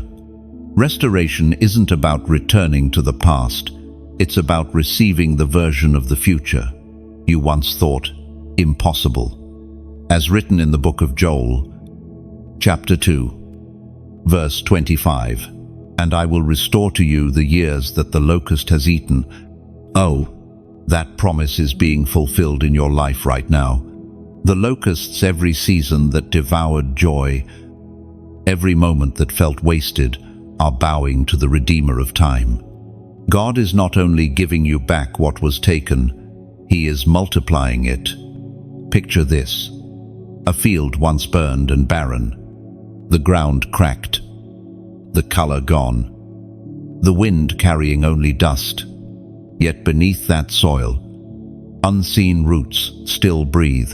Then one morning, clouds gather, rain begins to fall, softly at first, then steady. Within days, the ground trembles with new life. Sprouts push through ashes. Green returns. That's what divine restoration feels like. Unexpected beauty rising from ground you thought was finished. You are that field. Heaven's rain is falling, and the same God who watched you through loss is now watering your recovery. Restoration often begins in silence. It doesn't start with grand gestures, but with subtle peace. A text from someone you thought forgotten. A new door opening where an old one slammed shut. A dream revisited. This time with fresh understanding. The smallest signs begin to whisper, it's not over. There was once a woman who lost everything, her home, her job, her sense of self. For months, she sat among the ruins, convinced life had ended. One morning, she woke to birds singing outside her window. The sound was ordinary, yet something about it felt divine. She whispered, "You haven't forgotten me, have you?" That was the moment restoration began, not when everything was fixed, but when hope returned. Within a year, her life was unrecognizable, not because everything came back, but because she came back. That's the miracle of restoration. It starts within before it manifests without. You recover your joy, your laughter, your courage, and then the outer world begins to mirror that inner healing. Restoration doesn't erase pain, it redeems it. The memories that once haunted you will become testimonies. The places that held sorrow will one day hold strength. God never rebuilds something exactly the same. He always rebuilds it stronger. You might notice certain people returning to your life, some for reconciliation, others for closure. Be gentle in these moments. Not every return is meant to resume what was, but every encounter carries revelation. Some hearts are brought back to show you how much you've grown. Others are reminders that you're ready to release gracefully. Both are gifts. Even the dreams that once died are stirring again. You may find old passions resurfacing: music, writing, helping others, building something meaningful. Don't dismiss them. These are not coincidences. They are echoes of purpose awakening. Heaven doesn't revive what it won't use. And when the restoration begins to unfold, remember this truth: patience is your participation. God restores slowly so that you won't rush past gratitude. Every new piece that returns carries a lesson. Every healed area glows with evidence of divine craftsmanship.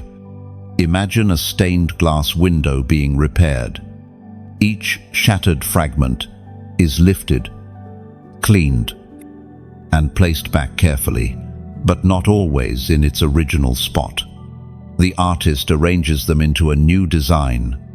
When light passes through, the image changes, but it's even more beautiful than before. That's your life in this season. Light finding its way through rearranged beauty. You are not behind. You are being rebuilt. You are not forgotten. You are being refashioned. And every delay you once mourned was heaven's way of buying you time to mature into the person who could handle the restoration. When restoration begins, gratitude must follow. It's not forced. It flows naturally. You'll catch yourself smiling at small things again, thanking God not just for what's returned, but for what's been removed. You'll realize that restoration isn't only about gaining, it's about finally understanding why you had to lose. And when you reach that moment, when peace replaces panic and joy returns to the quiet corners of your soul, pause. Honor it. Recognize that this is a holy hour. Heaven has written completion over your wounds. Now, to mark this moment, to agree with what's happening in your spirit, let your faith take one more step outward. Comment 999. You're not typing numbers, you're writing prophecy. The number 999 represents divine completion and rebirth. It means the old cycle has closed, and a new one is fully ready to begin. By commenting it, you are saying to heaven, I receive my restoration. I release what was, and I'm ready for what's next. Let it be your seal of faith. Let it echo as a declaration that this restoration is not partial, it's total. And as you do, may you feel peace rise like dawn, soft yet unstoppable, light filling every corner once left in shadow. You are restored. You are renewed. You are ready. Chosen one. Restoration does not end with return, it evolves into revelation. Once the broken pieces have been gathered and the fragments fitted anew, heaven begins to reveal the purpose behind it all. You start seeing patterns that were once invisible, the reason certain people entered your life, the meaning behind painful detours, the quiet purpose of waiting seasons. Everything that confused you begins to form a picture. As written in the book of Romans, chapter 8, verse 18, For I consider that the sufferings of this present time are not worth comparing with the glory that is to be revealed in us. The glory revealed isn't about fame or recognition, it's the unveiling of strength, compassion, and wisdom forged through endurance. The beauty of revelation is that it doesn't erase the pain, it gives the pain purpose. You realize that the nights you thought would break you were actually building you into someone capable of carrying divine insight. Imagine standing before a tapestry from behind. All you can see are knots, threads, tangles seemingly random and messy. That's how life looked while you were in it. But now, heaven turns the tapestry around. Suddenly, every thread makes sense. The dark ones give depth. The bright ones give focus, and together they form an image that could never have existed without both. That's revelation, its perspective healed by understanding. This new awareness shifts how you see everything. You no longer call things mistakes. You begin to call them materials. The heartbreak was a teacher. The loss was a lesson. The delay was a design. You start to thank God not only for what worked, but for what didn't. Gratitude grows deeper when you see purpose hidden within disappointment. There was once a man who spent years building a business he believed was his life's purpose. One unexpected season, everything collapsed, doors closed, finances failed, reputation crumbled. For months, he wrestled with confusion, asking, how could something that felt divine fall apart?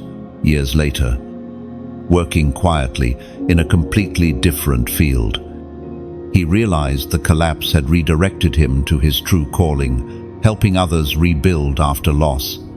The wisdom he once gained for success became the very tool for healing others. The revelation was clear. What he thought ended, his story actually expanded it. That's how God writes.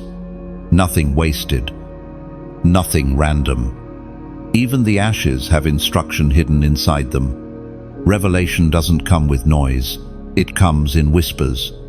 You'll be doing something ordinary, maybe washing dishes or walking outside. And suddenly, understanding drops into your spirit like a warm rain. A memory resurfaces, but this time it doesn't sting, it teaches. You begin to see that your life has always been a divine dialogue between heaven and earth. One long conversation disguised as experience. And in this stage, humility deepens, because revelation always brings reverence. You stop needing to have the last word. You no longer argue to prove truth. You embody it.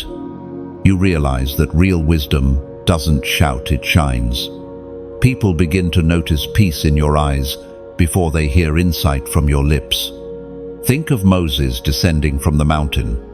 His face glowed, not because he tried to impress anyone, but because he had been with God.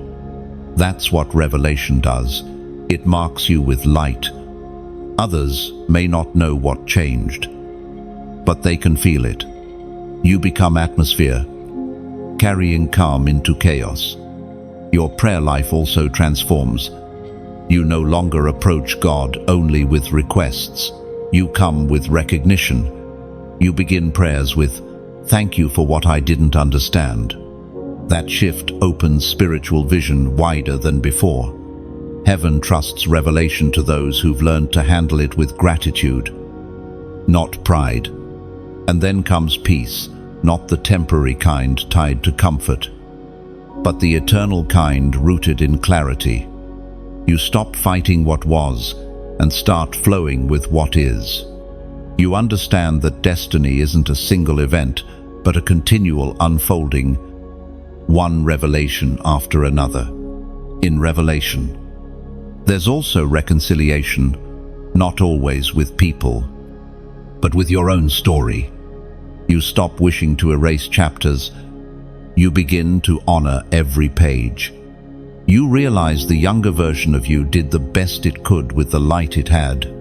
Compassion replaces criticism. Forgiveness becomes your default setting, not because others always deserve it, but because freedom always requires it. The more you see from heaven's perspective, the less bitterness can survive. Anger loses its anchor. You no longer carry offense like a shield. You carry peace like armor. You become difficult to provoke because you understand that everything is working for something higher than emotion. This is the maturity of revelation.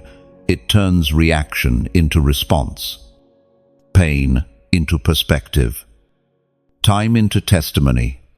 You walk differently now. You speak slower. You listen longer, and your presence comforts without words.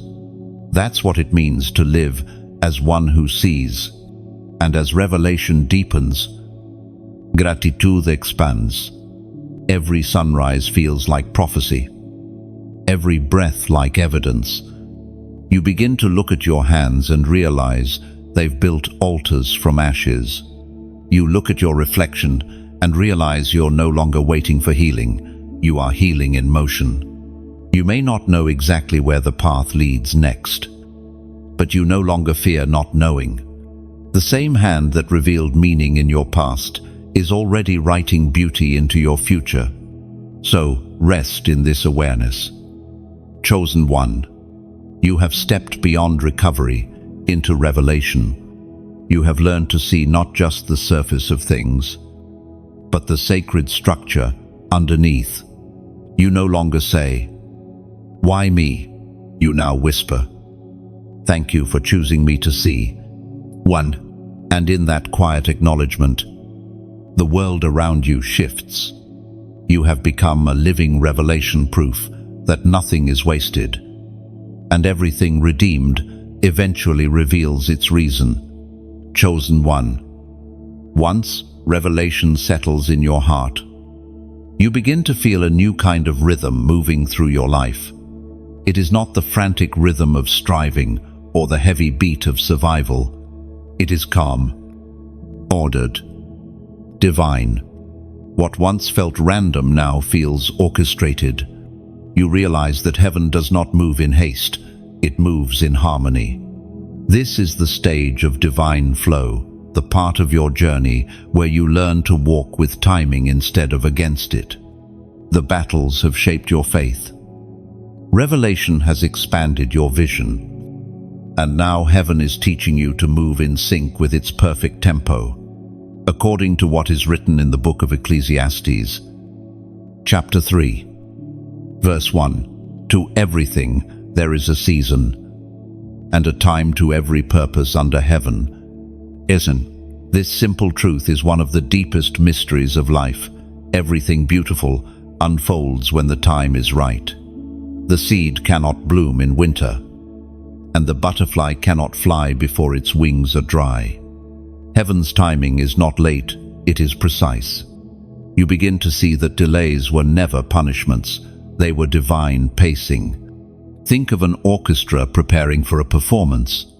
Each musician tunes their instrument separately: violin, harp, horn, drum.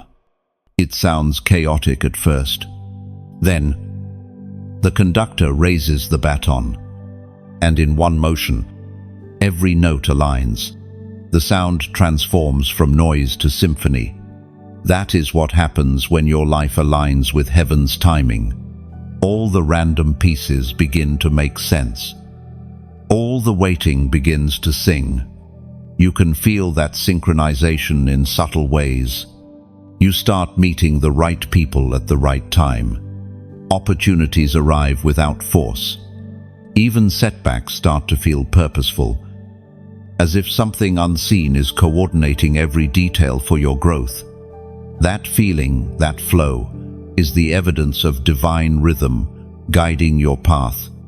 There was once a young artist who struggled for years, painting in obscurity. Her talent was undeniable, but doors remained closed. Frustration often whispered that she'd been forgotten. Then one afternoon, after years of quiet persistence, a stranger saw her work displayed in a small cafe. Within months, her art reached galleries and hearts around the world.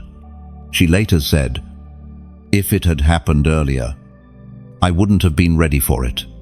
Timing didn't delay her destiny, it preserved her integrity. That is how heaven moves. It waits until the weight of blessing won't break you. You begin to understand that the pauses were protection. You no longer resent the seasons of silence because you now see what they prepared you for. Divine timing also teaches patience. Not the kind that waits idly, but the kind that waits with expectancy. You begin to live like a gardener, tending, watering, believing without constantly digging to see if the seed is growing. Trust replaces anxiety because faith knows that the soil is doing sacred work underground. When you learn to move with God's rhythm, peace becomes your compass. If something requires constant strain, you know it's not aligned yet. True timing feels like exhale, not exhaustion. It fits quietly, like a puzzle piece slipping into place. You no longer chase what's not ready. You bless it, release it, and keep walking. You also start to notice how divine flow removes unnecessary competition. You realize no one can take what was written for you, and you can't lose what was carved in eternal ink. That awareness dissolves jealousy, comparison, and hurry. You move slower but farther. Your confidence becomes quiet. Your ambition becomes aligned. This rhythm affects how you make choices. Instead of asking, "Is this good?" you start asking, "Is this right for now?" Timing transforms discernment. You realize that even good things can become burdens if received too soon. Maturity teaches you to wait for appointed moments rather than forcing immediate ones. Think of a river winding its way through valleys and stones. It doesn't rush. It flows.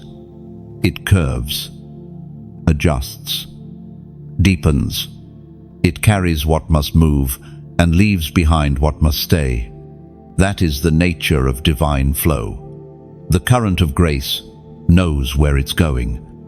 And when you surrender to it, you travel farther with less struggle. In this stage, surrender feels less like loss and more like wisdom. You understand that fighting the current only exhausts you, while trusting it empowers you. The need to control begins to dissolve, replaced by a growing certainty that God's way is not only higher but kinder. And when small frustrations appear, the closed door, the unanswered message, the waiting that stretches longer than expected, you remind yourself, the same God who held the stars in sequence will not lose track of your timing. Every second of delay has design woven through it. Peace deepens here. You begin to move with a spiritual grace that others can sense. You don't panic in waiting rooms. You don't rush through recovery.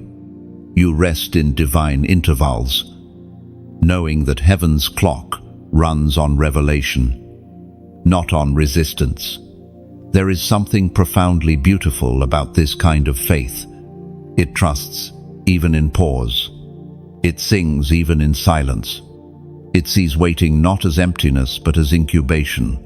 The promise isn't late, it's alive. So, walk slowly, now. Not because you're lost, but because you're aligned. Every step you take in patience is an act of worship. Every breath of trust is a seed planted in eternity. This is your new rhythm, faith steady as heartbeat, hope quiet as dawn, peace strong as river flow. You are not chasing seasons anymore, you are dancing with them. And one day soon, when the appointed time fully arrives, everything that once felt delayed will appear suddenly, perfectly, beautifully, on time. Chosen one. Now that you've learned to move in divine rhythm, heaven begins the next stage, the fire of refining. It's not the fire that destroys, it's the one that defines. This is where everything unnecessary burns away, and what's eternal begins to shine. You may feel the temperature of your life rising again, more responsibility, deeper callings, stronger conviction. That's not regression, it's refinement. When gold enters fire, it doesn't lose value, it reveals purity. You are entering a season where your inner brilliance is being drawn out. As written in the book of Zechariah, chapter 13, verse 9, I will bring the third part through the fire, and will refine them as silver, and try them as gold is tried. They shall call on my name, and I will hear them. The promise in that verse is astonishing. God himself says that through the fire, he will answer. The heat you feel is not abandonment, it's divine attention. Every flicker of discomfort is heaven's hand polishing purpose. Imagine a craftsman holding a piece of silver over flame. He watches closely, never turning away. The moment reflection appears in the metal, he removes it from the heat. That's how God works with you. He never lets the flame consume, only clarify. This fire doesn't come to break you, it comes to bless you. It burns off fear, impatience, and the residue of old seasons. It melts away everything that no longer belongs to your new nature. What remains is the essence of who you were, always meant to be radiant, fearless, free. Sometimes refinement feels like contradiction. You're doing all the right things, but life still feels tight.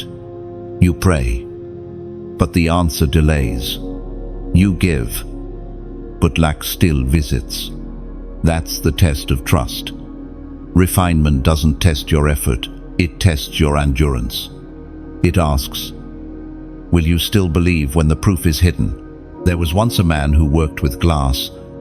He said the most beautiful pieces always required the longest time in the furnace. Too short, and they cracked later. Too long, and they lost shape.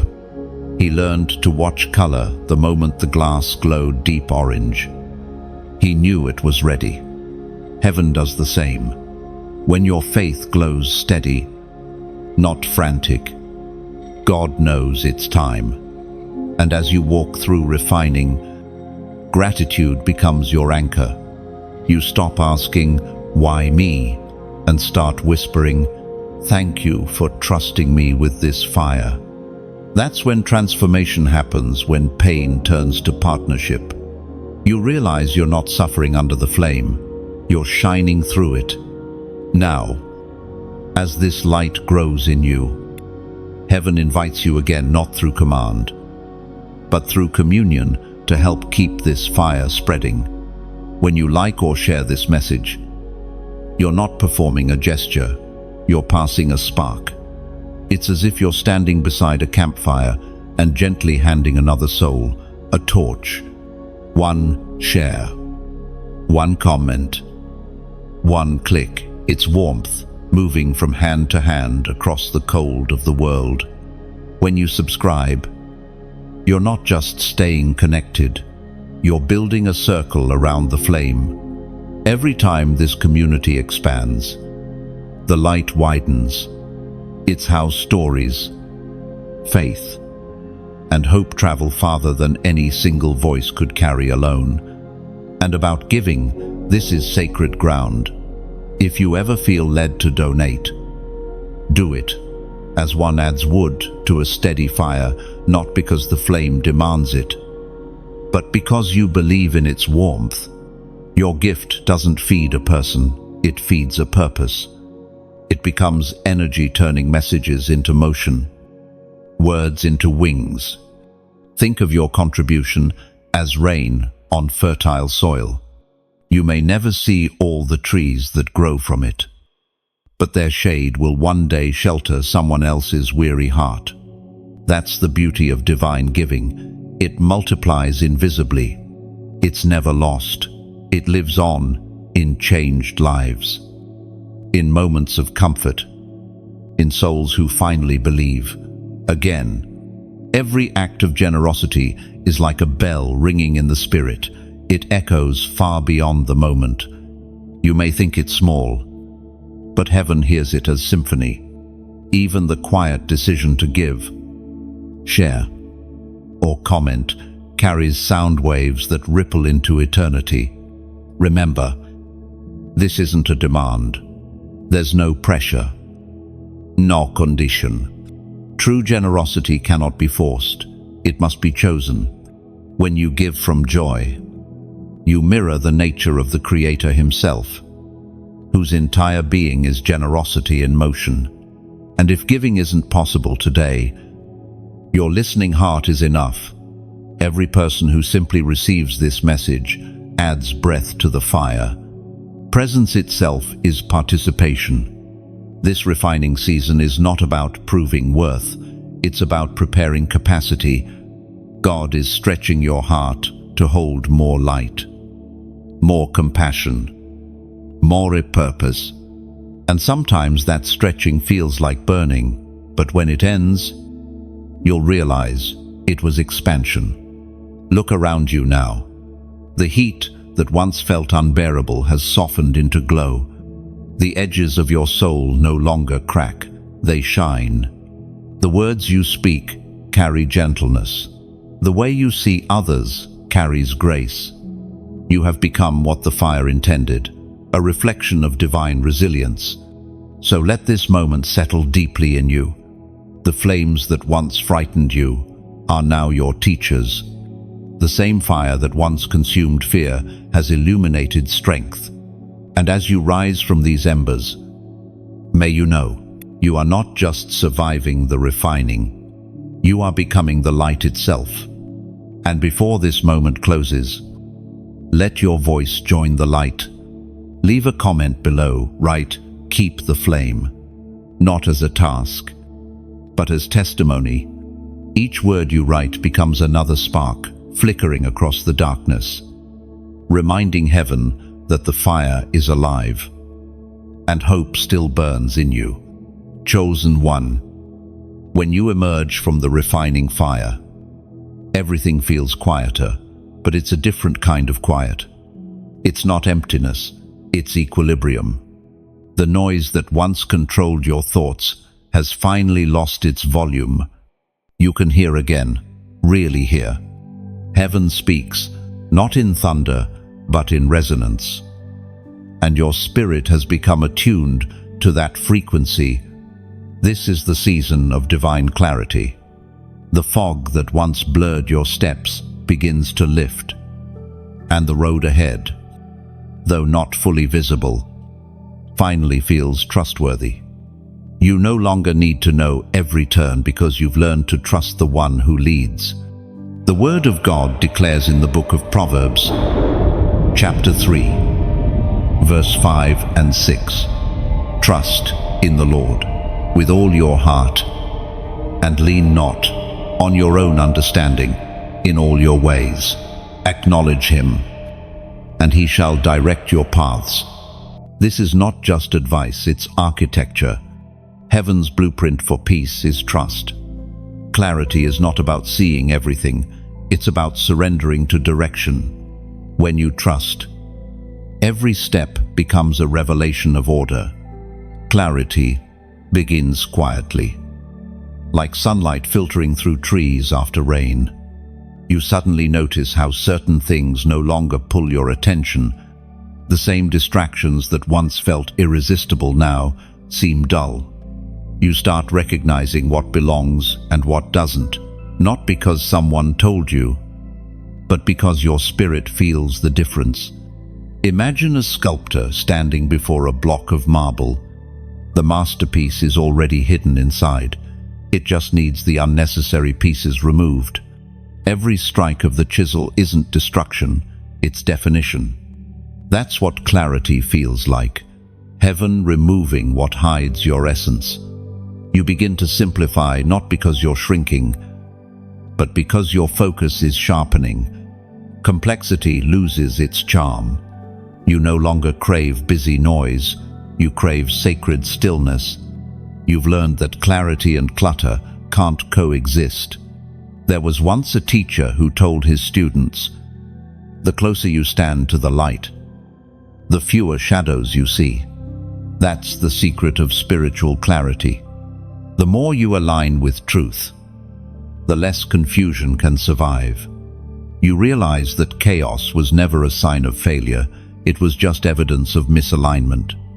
In this season, decisions become easier. The voice of fear grows faint, replaced by peace that gently points the way forward. You no longer wrestle between options that look good. You move toward what feels right. Heaven's guidance rarely shouts. It confirms with calm. This clarity also transforms relationships. You start to sense the difference between those who drain and those who deepen you. You stop forcing connections that no longer flow. It's not rejection, it's realignment. Some people were meant for your healing, not your harvest. You bless them, release them, and keep walking. Even your goals begin to shift. You're no longer chasing recognition, you're pursuing resonance. Success redefines itself, not as applause, but as alignment. You care less about what looks impressive and more about what feels obedient. You might notice how your inner world mirrors creation itself. The way seasons change outside begins to make sense inside. You feel autumn in your soul when it's time to release, winter when it's time to rest, spring when it's time to grow, and summer when it's time to shine. The cycles no longer scare you because clarity has taught you that each phase serves purpose. The beauty of divine clarity is that it doesn't demand perfection. It invites presence. You learn to be where you are without anxiety about what's next. You stop rehearsing the past or predicting the future. You start inhabiting now, and in this now, God teaches you to listen deeper. You'll feel nudges in small things: when to speak, when to stay silent, when to move, when to wait. You won't always get explanations, but you'll get assurance. That assurance is heaven's way of saying, "I've got this." And sometimes clarity comes through contrast. A door closes abruptly, and though it hurts, you later realize it was protection. A delay frustrates you, but it ends up saving you from disaster. Every disruption in the flow is actually divine traffic control, God rerouting you towards something better. There was once a sailor who said he learned more from wind shifts than from calm seas. When the gusts change, he said, "I don't panic, I adjust my sails." That's what clarity does. It doesn't eliminate uncertainty, it equips you to navigate it. You stop demanding perfect weather and start mastering direction. This clarity will also bring new peace with timing. You won't rush to make things happen, because you finally understand that what's meant for you cannot be missed. The very act of resting becomes an act of faith. When you begin to live with clarity, your prayers change tone. You stop begging and start conversing. You speak to God not from panic, but from partnership. You no longer need constant signs, you trust subtle signals. You stop asking, "When?" and start saying, "I'm ready." And when you wake each morning, the world feels different. The air carries meaning. Even ordinary moments, coffee brewing, sunlight touching walls, footsteps on quiet streets feel sacred. Clarity doesn't just change what you see, it changes how you see. You begin to see beauty in simplicity, purpose in pauses, and holiness in small things. You realize that the divine isn't confined to miracles. It breathes through every mundane detail of your day. Clarity turns your entire life into a form of prayer. Your choices, your words, your thoughts all become worship. You're no longer searching for signs of God. You're starting to see God in everything. So rest in this clarity. Chosen one. Don't rush to fill the silence. Don't fear the simplicity.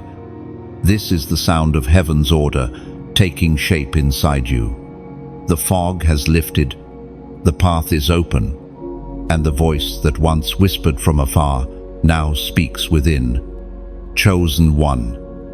Now that clarity has settled over your life, you begin to understand something deeper, the true nature of peace. Not the peace that depends on circumstances, but the one that lives beyond them. It's not found in what surrounds you, but in what's been established within you. You are entering the stage of inner dominion, where peace becomes your power. This isn't a fragile calm that shatters at conflict.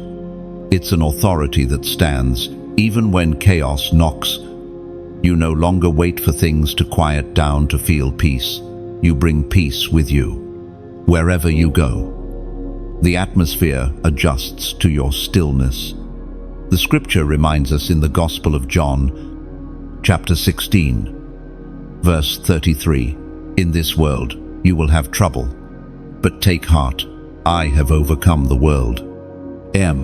This was not a warning meant to stir fear. It was a promise meant to ignite courage. The world will always have storms, but the overcomer inside you is greater than every wave that rises. Peace is not the absence of problems, it's the presence of power amid them. The deeper you go into peace, the more you realize how misunderstood it has been. People often confuse it with passivity, as if peace means doing nothing. But divine peace is active. It is strength disguised as stillness. It is the decision not to be moved when everything else is shaking. Imagine a tree planted beside a river. The wind bends it. Rain beats upon it. Seasons strip it bare, but its roots hold firm. No matter how the weather changes, the tree knows the river hasn't left. That's peace. You are the tree. The river is God's constant presence. At this stage, your reactions change. You stop giving energy to every disturbance. Not every battle deserves your attention. You've learned that some storms exist only to distract you from your destination. Peace gives you discernment, the ability to know when to speak, when to wait, and when to simply smile and walk away.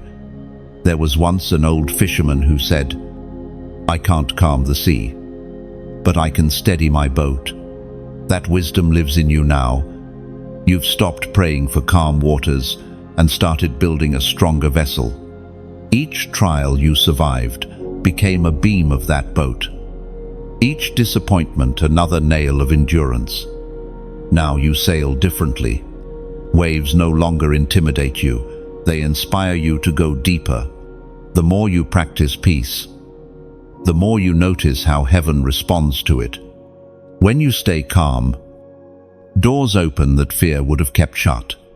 When you refuse to panic, solutions appear naturally. Peace attracts precision.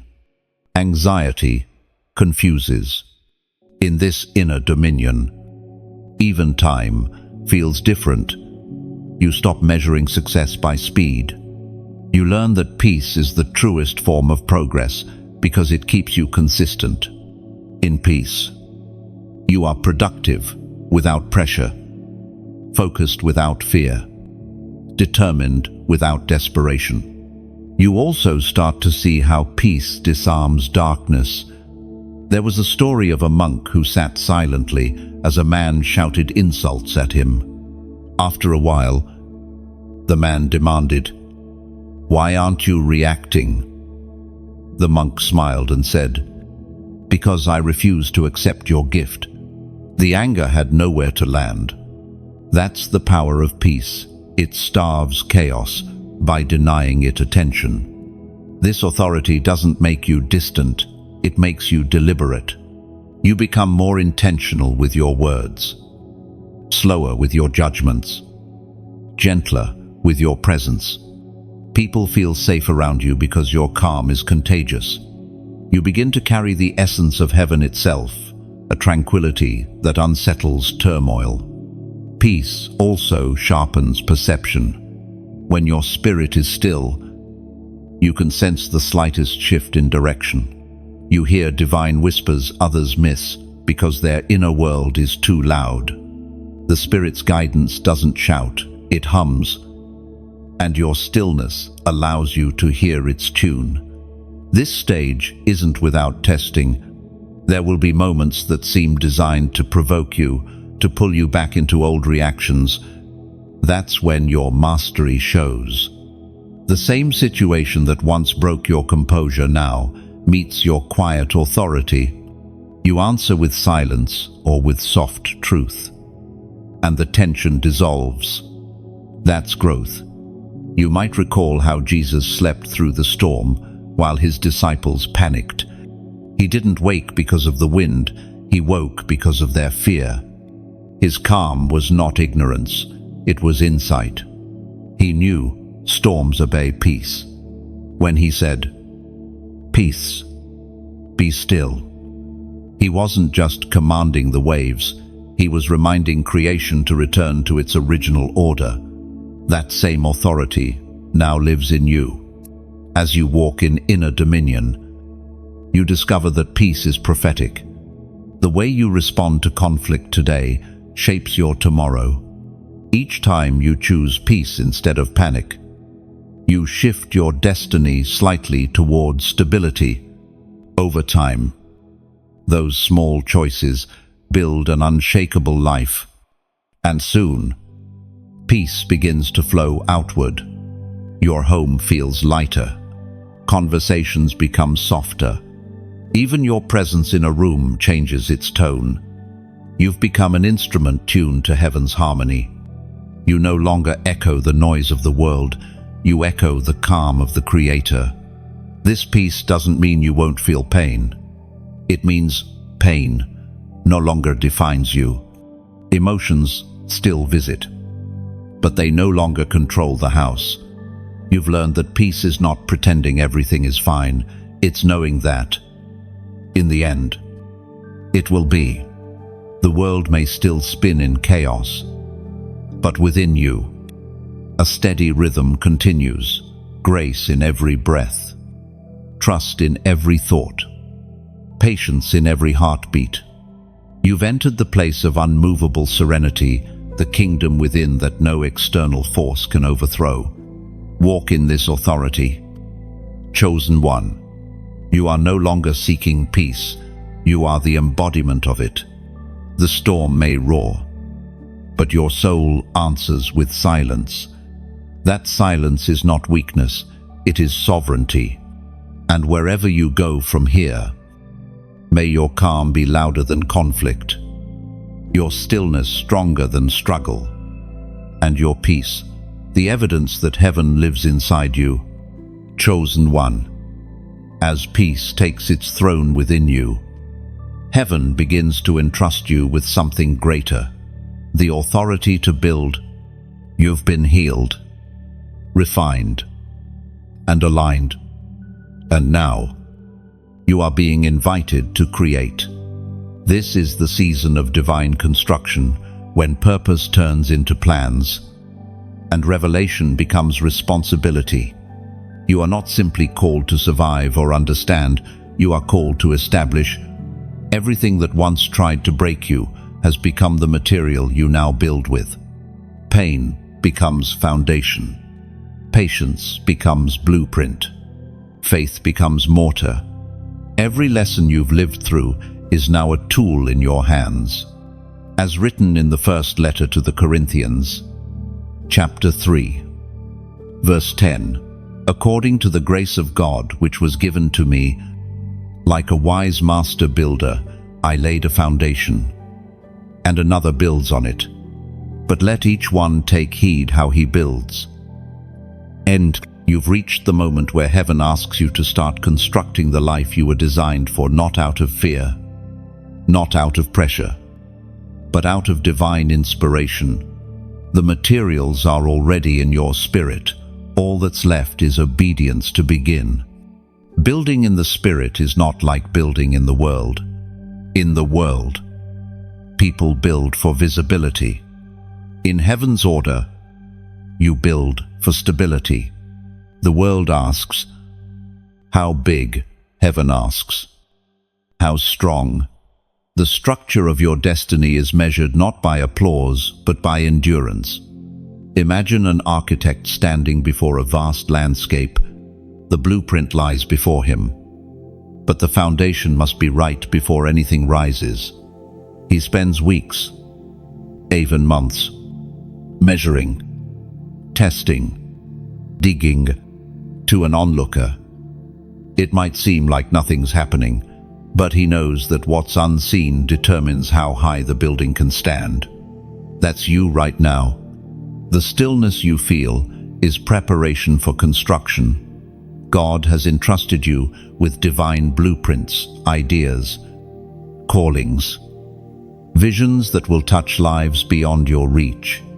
Some will be born through your words, some through your actions, some through your presence. Heaven is asking you to build with integrity, to create what lasts, not what trends. There was once a man who spent years crafting wooden boats by hand. When asked why he didn't use faster tools, he said, "Because I'm not building boats, I'm building trust. When someone sails in what I've made, I want them safe." That's how heaven builds through you. Every word you speak, every step you take, is a vessel someone else might travel in one day. Build it strong. The first thing you'll notice about divine construction is that it demands order. You cannot rush it. You cannot skip the quiet steps. Foundations first, always. God will often make you revisit lessons you thought you'd mastered. He'll remind you to forgive deeper, to love wider, to listen longer, because a heart that's uneven cannot hold the weight of calling. This process also requires partnership. Just as a builder works with many hands, heaven will connect you to those whose skills, wisdom, and faith align with yours. Pay attention to who enters your life in this season. Some will come to pour concrete with you, others to hold the ladder. Unity is the scaffolding of destiny. But not everyone can stay on the construction site. Some were meant for earlier stages of your journey. Not this one. Release them with grace. When God expands your structure, not every beam from the past will fit into the new design. It's not rejection, it's recalibration. During this building phase, there will be moments of discouragement. You might look at the blueprint and feel overwhelmed by how much remains undone. That's when heaven whispers, one brick at a time. Don't despise a small progress. Every steady act of faith, every prayer, every decision rooted in obedience is a brick laid in eternity. And though your work may not be visible yet, it's significant. Every unseen effort shapes what others will one day see. Heaven records blueprints before the world recognizes buildings. You may notice, too, that heaven will occasionally stop your hand mid-construction, not to deny progress, but to refine precision.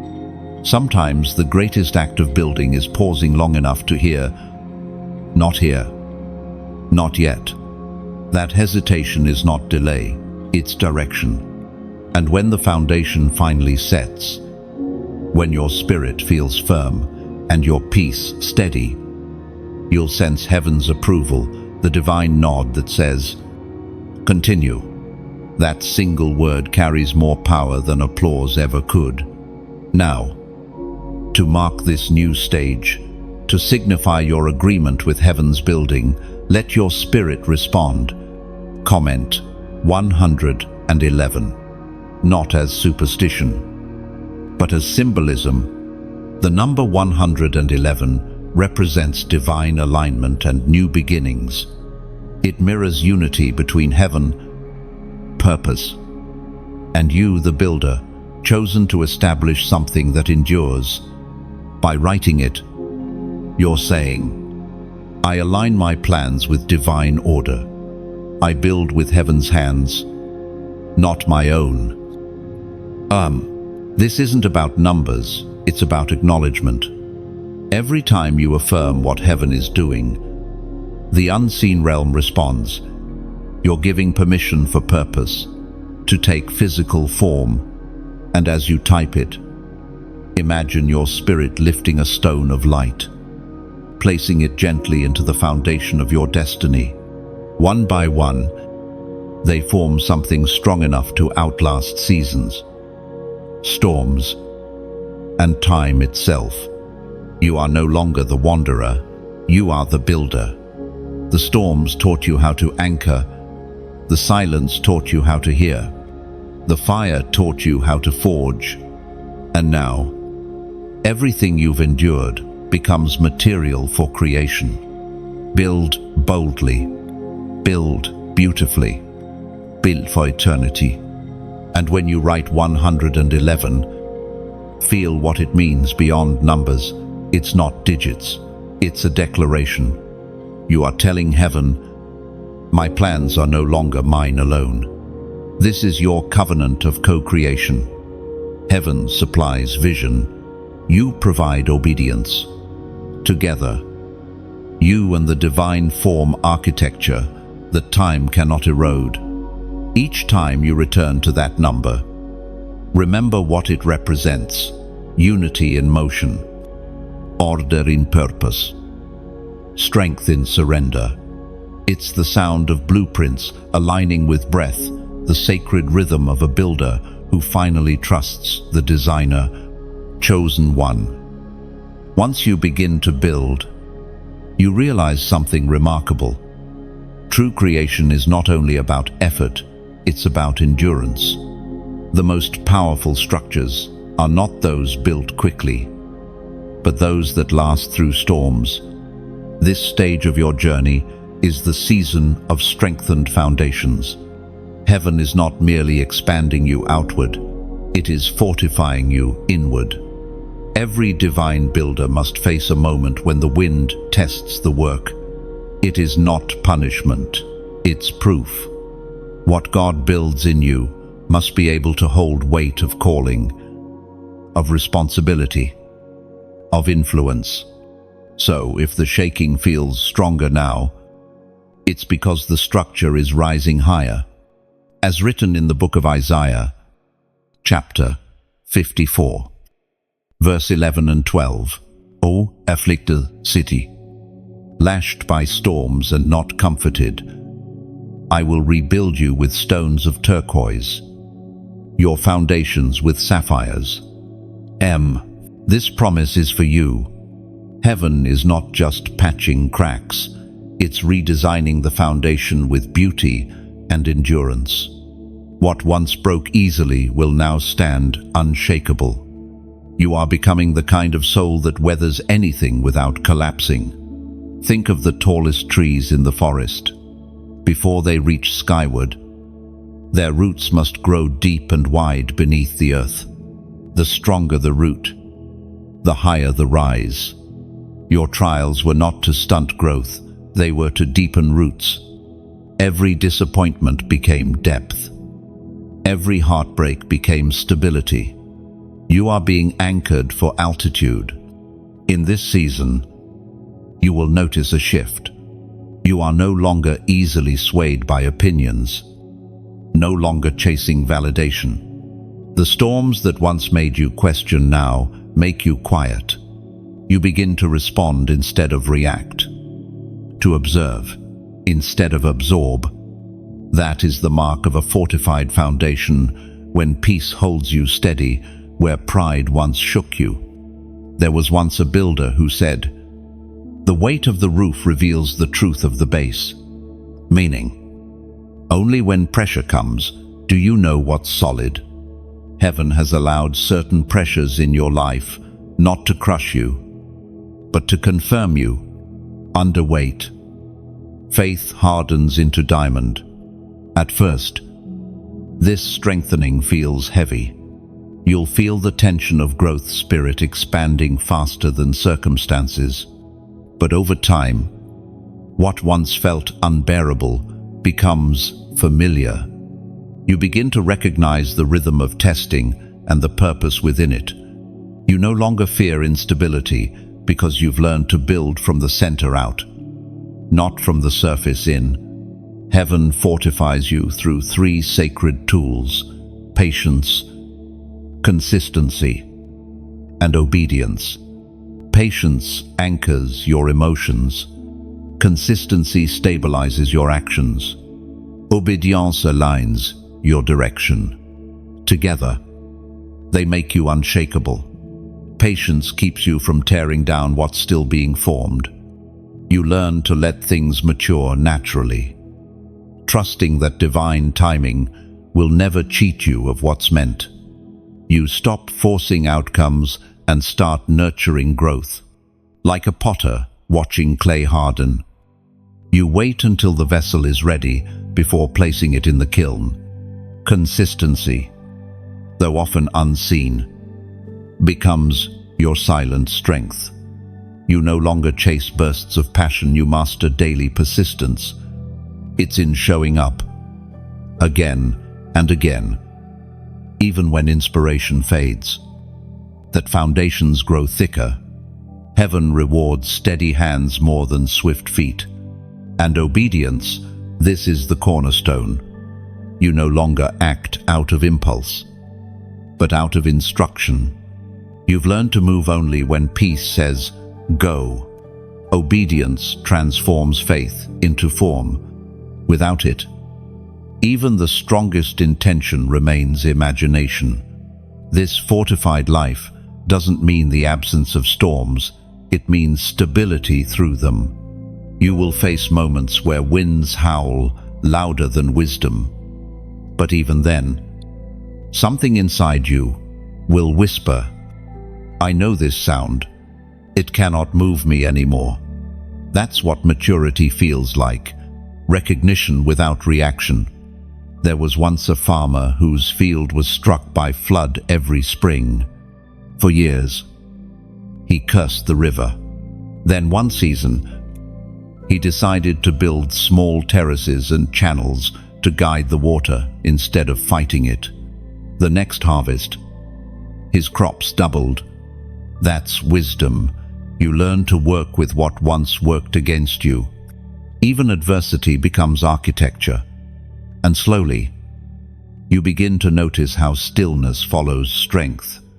Your days feel quieter, but not empty peaceful, but powerful. You're not rushing to prove progress anymore. You know that unseen stability is greater than visible speed. Heaven trusts those who can stand silently and still radiate light. Even your prayers change tone. You stop asking for rescue and start asking for reinforcement. Make me strong enough to hold it becomes your anthem. You no longer pray for lighter burdens but for broader shoulders. That shift marks the moment you become a pillar instead of a passenger. The beauty of this season is that what's being built in you will outlast you. Foundations are not glamorous, but they are generational. The integrity you live by today becomes inheritance tomorrow. Others will find shelter under the strength you're cultivating now. And when you feel unseen or overlooked, remember, foundations are always hidden until the structure stands. God hides the most important work underground so that when it's revealed, nothing can shake it. This is where wisdom meets endurance, where faith turns to firmness. You are becoming someone time can trust, someone heaven can lean on. Stand tall in this strengthening. Chosen one. You are not just holding up your story, you are holding up others who will stand because you stood first. The shaking is not against you, it's confirming that your roots are deep enough. So let the winds come, let the rains fall. They cannot undo what heaven has secured. The ground beneath you no longer trembles, it hums with purpose. And as the days unfold, you'll realize strength doesn't roar, it resonates. Stability doesn't shout, it stands. You have become the quiet fortress in a noisy world. The living evidence that what's built with faith can never fall. Chosen one. When the foundations of your spirit are firm, heaven begins to whisper a new assignment to pour out what you've become. You have been filled, refined, and strengthened, not just to stand, but to overflow. This is the season of divine outpouring, when what was poured into you now becomes nourishment for others. You've endured fire, silence, and storms, and through them all, wisdom has gathered in you like a well. Now the Spirit says, "Let the rivers flow." The world doesn't need your perfection, it needs your authenticity. You are not sent to impress, you are sent to impart. As written in the book of John, chapter 7, verse 38, "Whoever believes in me, as the scripture has said, out of his heart will flow rivers of living water." And those rivers are not symbolic, they are spiritual reality. They flow through your words, your compassion, your kindness, your courage.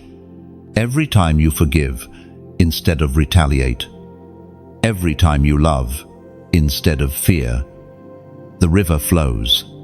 Heaven releases healing through simple obedience. Imagine a vessel being filled to the brim, and then, slowly, the overflow begins to pour down its sides. It doesn't lose what it gives, it multiplies. That's how divine generosity works.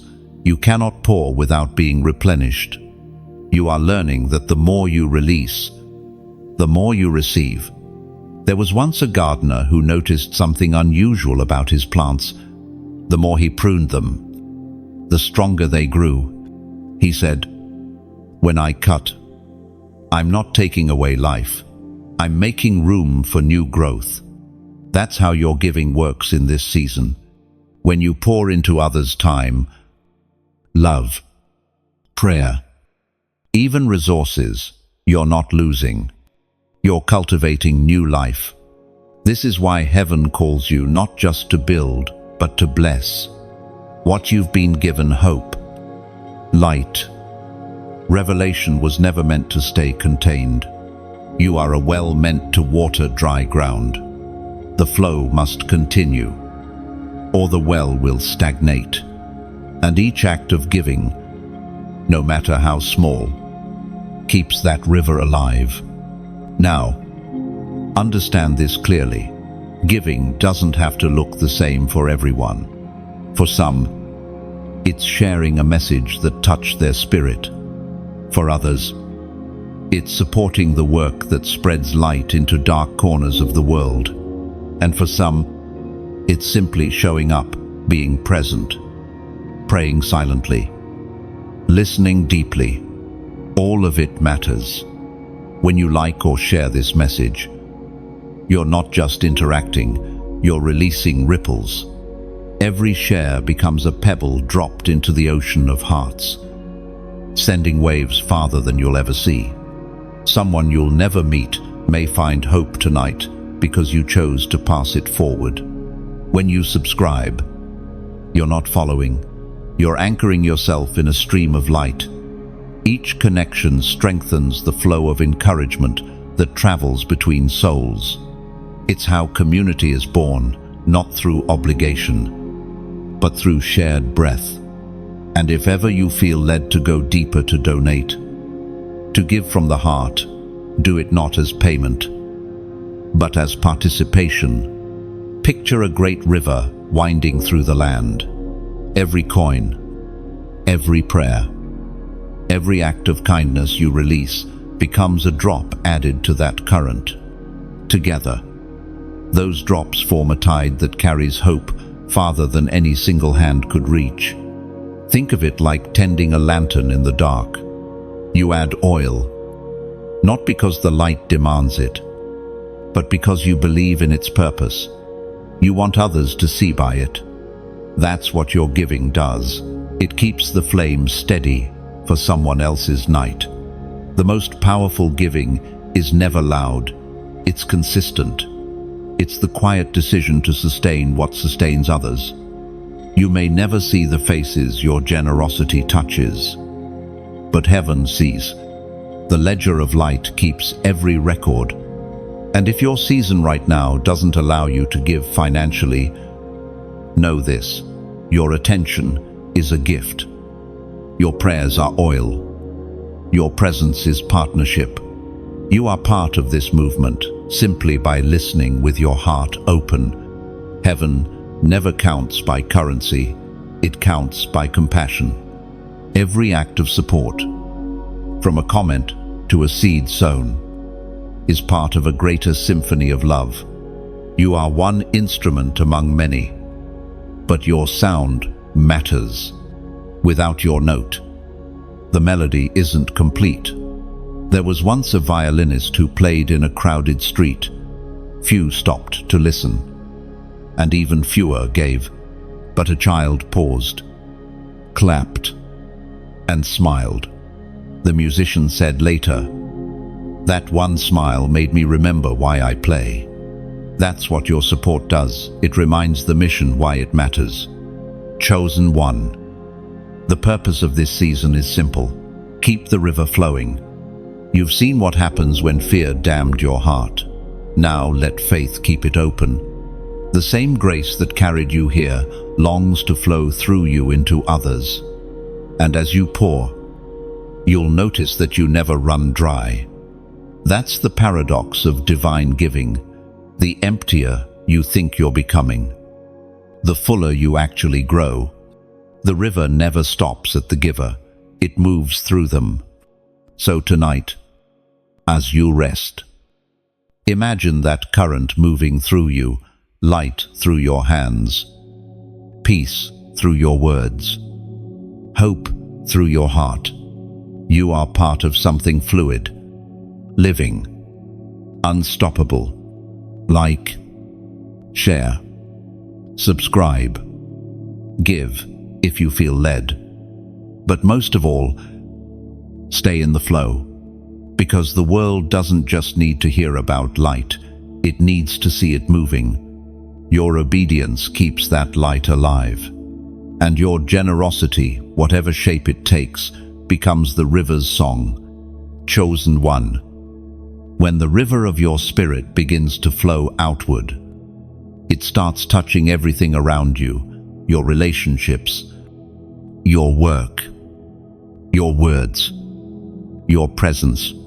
You become an atmosphere of renewal. People can't always explain why they feel lighter after being near you, but they do. It's because you are carrying the breath of renewal, the quiet wind that restores life wherever it passes. You have walked through fire and storm, and yet you've come out not only whole, but fragrant with grace.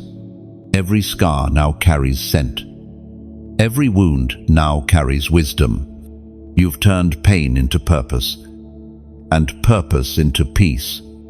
This is the moment where heaven breathes through you, not as a concept, but as a conduit, as written in the book of Ezekiel, chapter 37, verse 5. This is what the sovereign Lord says to these bones: I will make breath enter you, and you will come to life. Oh, this verse isn't just about revival, it's about reclamation.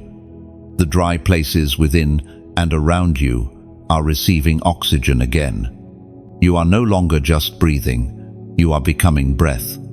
Wherever there is despair, you arrive and hope inhales. Wherever there is exhaustion, your calm becomes air. That's the evidence that your transformation has matured. It doesn't end with you. It expands through you. Picture this: a field long abandoned, dry and colorless. Then one morning, the wind shifts. Clouds gather. Rain begins to fall softly, rhythmically, within days. Shoots of green rise through cracks that once seemed permanent. That's what you are doing right now, reviving spaces others gave up on. Your life is heaven's rain. There was once a teacher who asked her students to write a single sentence that could breathe into someone's pain. One girl wrote, "You are not finished." The teacher read it aloud, and the entire room fell silent. Because every heart heard truth. That's the kind of presence you now carry, truth that revives. Even without effort. The breath you carry is sacred. It is not meant to control, but to comfort. It doesn't demand change, it invites it. You've learned that transformation isn't about forcing others to see, it's about embodying light until they remember they can. 2. You will notice, as this renewal continues, that old heaviness begins to lift, conversations feel different, environments start to shift. You no longer fit into patterns built on pressure or pretense. That's how you know you've grown. You can't go back to what no longer breathes. Even in your silence, something speaks now. Peace radiates like fragrance. Wisdom moves like wind. You've become fluent in the language of stillness. And people who once dismissed you will begin to seek that stillness for themselves. You're not preaching, you're revealing. And yet, this new breath will also test you. You'll find yourself in spaces where negativity swirls, where people still breathe fear, comparison, complaint. The temptation will be to absorb their air, but you won't. You've learned to breathe differently. You inhale grace and exhale blessing. You stay filled without being drained. There was once a traveler who carried a small candle through a storm. The flame flickered, but never went out. When asked how, he said, "I cupped it close." That's what you must do. Protect the flame of your spirit. Guard it gently. The world doesn't need you to burn out trying to bring light. It needs you to burn steady. Every chosen one reaches a point where breathing becomes ministry, where existing in peace becomes prophecy. The way you wake, the way you move, the way you forgive it all, carries oxygen. You are not trying to change the world, you are changing the air it breathes. And yet, you're still human. There will be days when you feel tired, days when even peace feels like work. On those days, return to the source. Remember, the wind never generates itself. It flows from somewhere higher. Step back into prayer, into stillness, into the quiet where you first learned to breathe again. This is the beauty of divine renewal. It's endless. Each exhale becomes someone else's inhale. Each act of kindness becomes another spark of revival.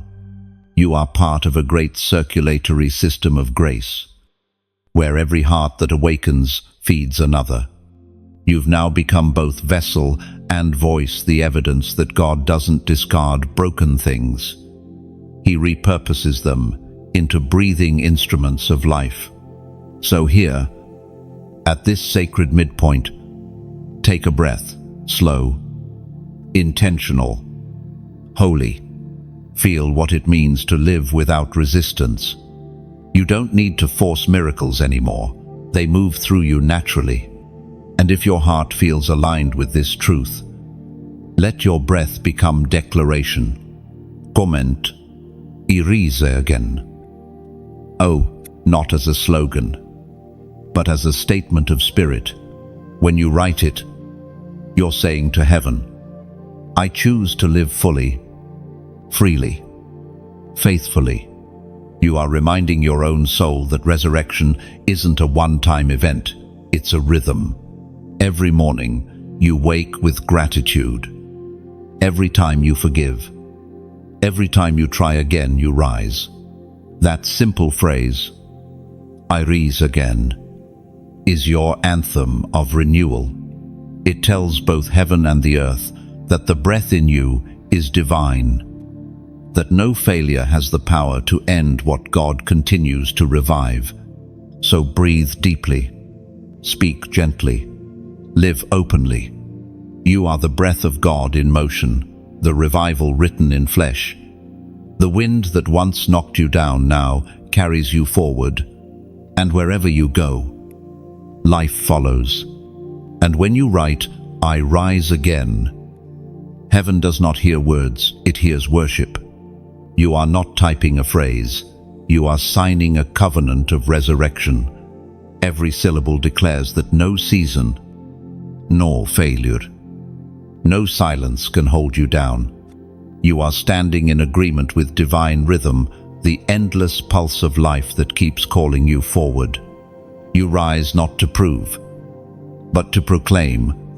You rise not because the past is gone, but because grace has made peace with it. Every rise is a testimony that the breath in you is stronger than the weight behind you. The fall was necessary for the foundation. The rising is necessary for the revelation. So when you speak those words, let them echo deep. You are rising into maturity, rising into mercy, rising into movement. You are the continuation of creation, breathing proof that endings are only transitions into greater beginnings. Chosen one. When the wind of renewal passes through you, it doesn't simply leave you refreshed, it leaves you redefined. You begin to see your life through a new lens. You no longer measure worth by what you've achieved or lost. You measure it by what you've become. The old systems of value fade, replaced by something deeper, divine identity. Identity in the kingdom isn't built from opinion or circumstance. It's revealed through encounter. Every time heaven touched your life through the storm, through the silence, through the breakthrough, it whispered a new truth about who you are. You are not just a creation. You are an extension of the Creator's will, as written in the book of Genesis, chapter 1, verse 27. So God created man in his own image. In the image of God, he created him. Male and female, he created them. Oh, that image isn't physical, it's spiritual. To bear God's image means you carry his nature, love, creativity, wisdom, justice, mercy, and light. The more you align with these traits, the more your identity becomes clear. You begin to recognize that you were never random, never ordinary, never unworthy. You were designed with deliberate detail to reflect heaven in human form. When this realization settles, it changes how you move through the world. You no longer chase validation, because you understand that you are already verified by divinity. You stop competing for visibility, because light doesn't need permission to shine. You walk differently, not in arrogance, but in awareness. Imagine a mirror covered in dust. The reflection didn't disappear, it was simply obscured. Identity works the same way. Pain, shame, comparison, they don't destroy your worth. They only cover it. The Spirit's renewal is the hand that wipes away the dust. Suddenly, you see clearly again. You recognize the reflection staring back, not as broken, but beloved. This understanding will challenge everything you once believed about yourself. You'll begin to notice how often you accepted smaller definitions, how you allowed others' perceptions to limit your expression. You'll recall times when fear silenced your voice or guilt clipped your wings. But instead of regret, revelation brings release. You realize that even those moments served purpose. They showed you who you are not. so that you could fully embrace who you are. There was once a young boy who was told all his life that he was weak. He grew up quiet, cautious, and unseen. One day, he rescued another child from a river. When people called him brave, he cried, not because of fear, but because, for the first time, he saw the truth that had always lived within him. Courage wasn't new, it had simply been waiting for recognition. That's what revelation does. It doesn't install new identity, it uncovers what's been hidden.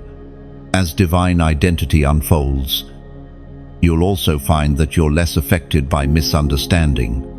People may not always see your motives, may even misread your silence or your strength. But you no longer rush to explain yourself. When you know who you are, you stop needing others to agree with it.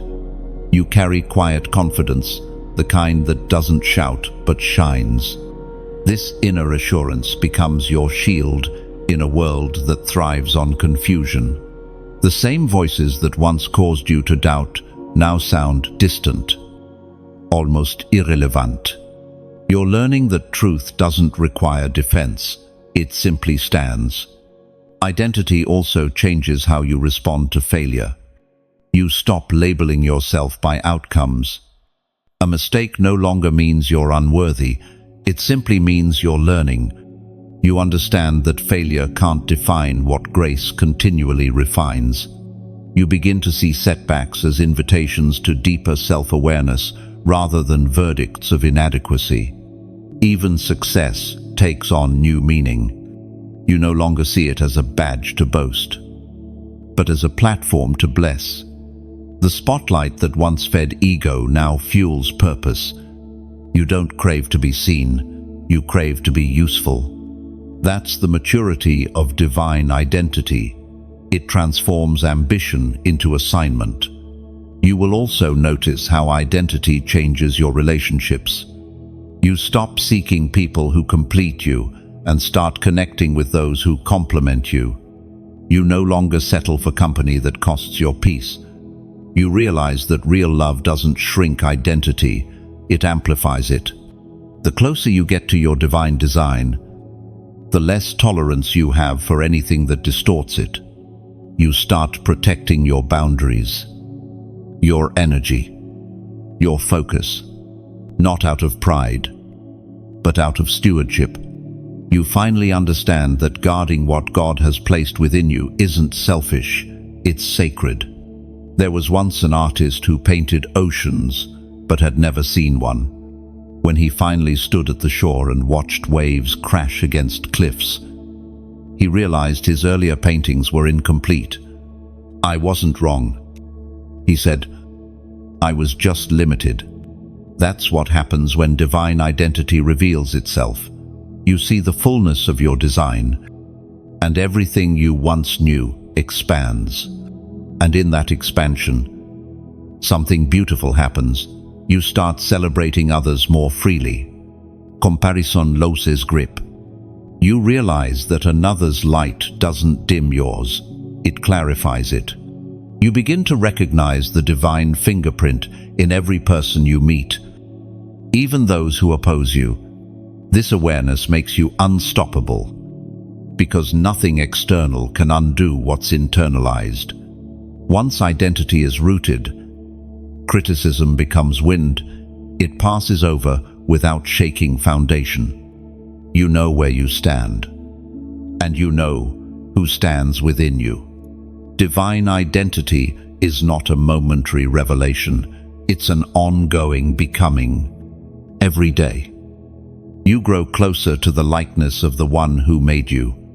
Every trial chisels another facet of his image into your character. So as you walk forward, let this truth settle deeply. You are not becoming someone else. You are remembering who you already are. The voice that once said, "You're not enough," has been silenced by the truth that says, "You're my reflection. You are the image of light, the echo of eternity." the living portrait of grace. Chosen one. Once you have embraced your divine identity, your perception of everything around you begins to change. The world no longer feels random or chaotic. It begins to look like a living message written in symbols, lessons, and patterns. This is the stage of divine perception where you no longer just see with eyes, but with understanding. Heaven trains you to discern rather than merely observe. In the earlier stages, you sought signs, now you interpret them. You begin to realize that creation has been speaking to you all along.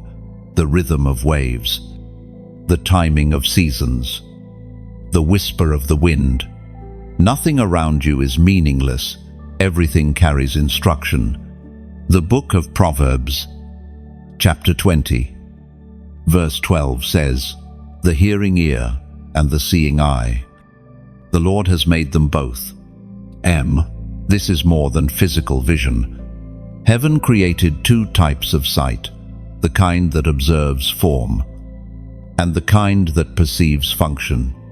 Divine perception is when your inner eyes begin to see the spiritual mechanics behind natural events. Imagine walking through a forest after rain.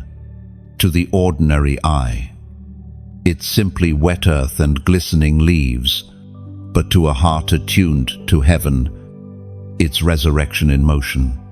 The earth inhaling life again after a storm. You begin to feel how even nature mirrors God's ways, death leading to renewal, rest leading to fruit, silence leading to sound. This new vision doesn't make you mystical, it makes you mindful. You stop rushing through days and start paying attention. Every interaction becomes a parable. Every moment, a message. You learn to listen with your spirit first. There was once a potter who taught his apprentice not to look at the clay but to feel it. "Your eyes will deceive you," he said. "The shape may look ready, but the texture will tell you the truth." In the same way, divine perception teaches you to feel what heaven feels, to sense truth beneath appearances. You begin to notice how certain spaces carry peace while others feel heavy. You discern intentions behind words, directions behind delays, lessons behind losses. Discernment becomes your compass. You navigate not by impulse, but by insight. At first, this sensitivity can feel overwhelming. You'll sense energy shifts, unspoken pain, or hidden motifs. But over time, you learn not to fear perception. It's not a burden, it's a blessing. It's heaven's way of helping you move with wisdom instead of assumption. There was a prophet who once said, "Sight without wisdom is noise." He meant that seeing too much without understanding only creates confusion. Divine perception, however, always pairs vision with peace. You never see beyond your ability to respond in love. Heaven reveals not to overwhelm, but to prepare. You start to see timing differently too. Instead of labeling something as late or early, you see it as precise. You understand that everything unfolds in synchronization. Even interruptions become orchestration. The job that didn't come through, the meeting that got cancelled, the delay that kept you waiting, each carries divine choreography. This awareness frees you from frustration. You stop calling seasons good or bad. You simply call them necessary. You realize that divine order doesn't need your approval to function. It only asks for your trust. In relationships, perception transforms empathy. You begin to see beyond people's actions into their wounds. Anger no longer offends you because you sense the pain beneath it. You forgive quicker, listen deeper, and judge slower.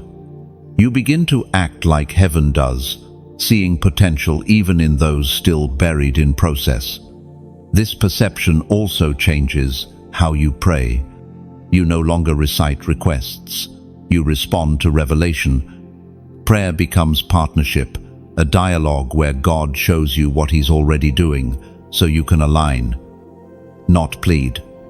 You start praying less for things to change, and more for understanding to handle what's changing.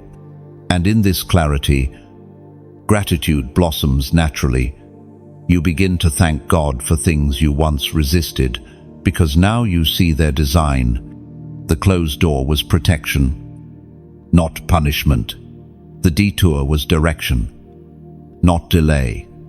The waiting was not silence, it was calibration. Everything begins to make sense through heaven's eyes.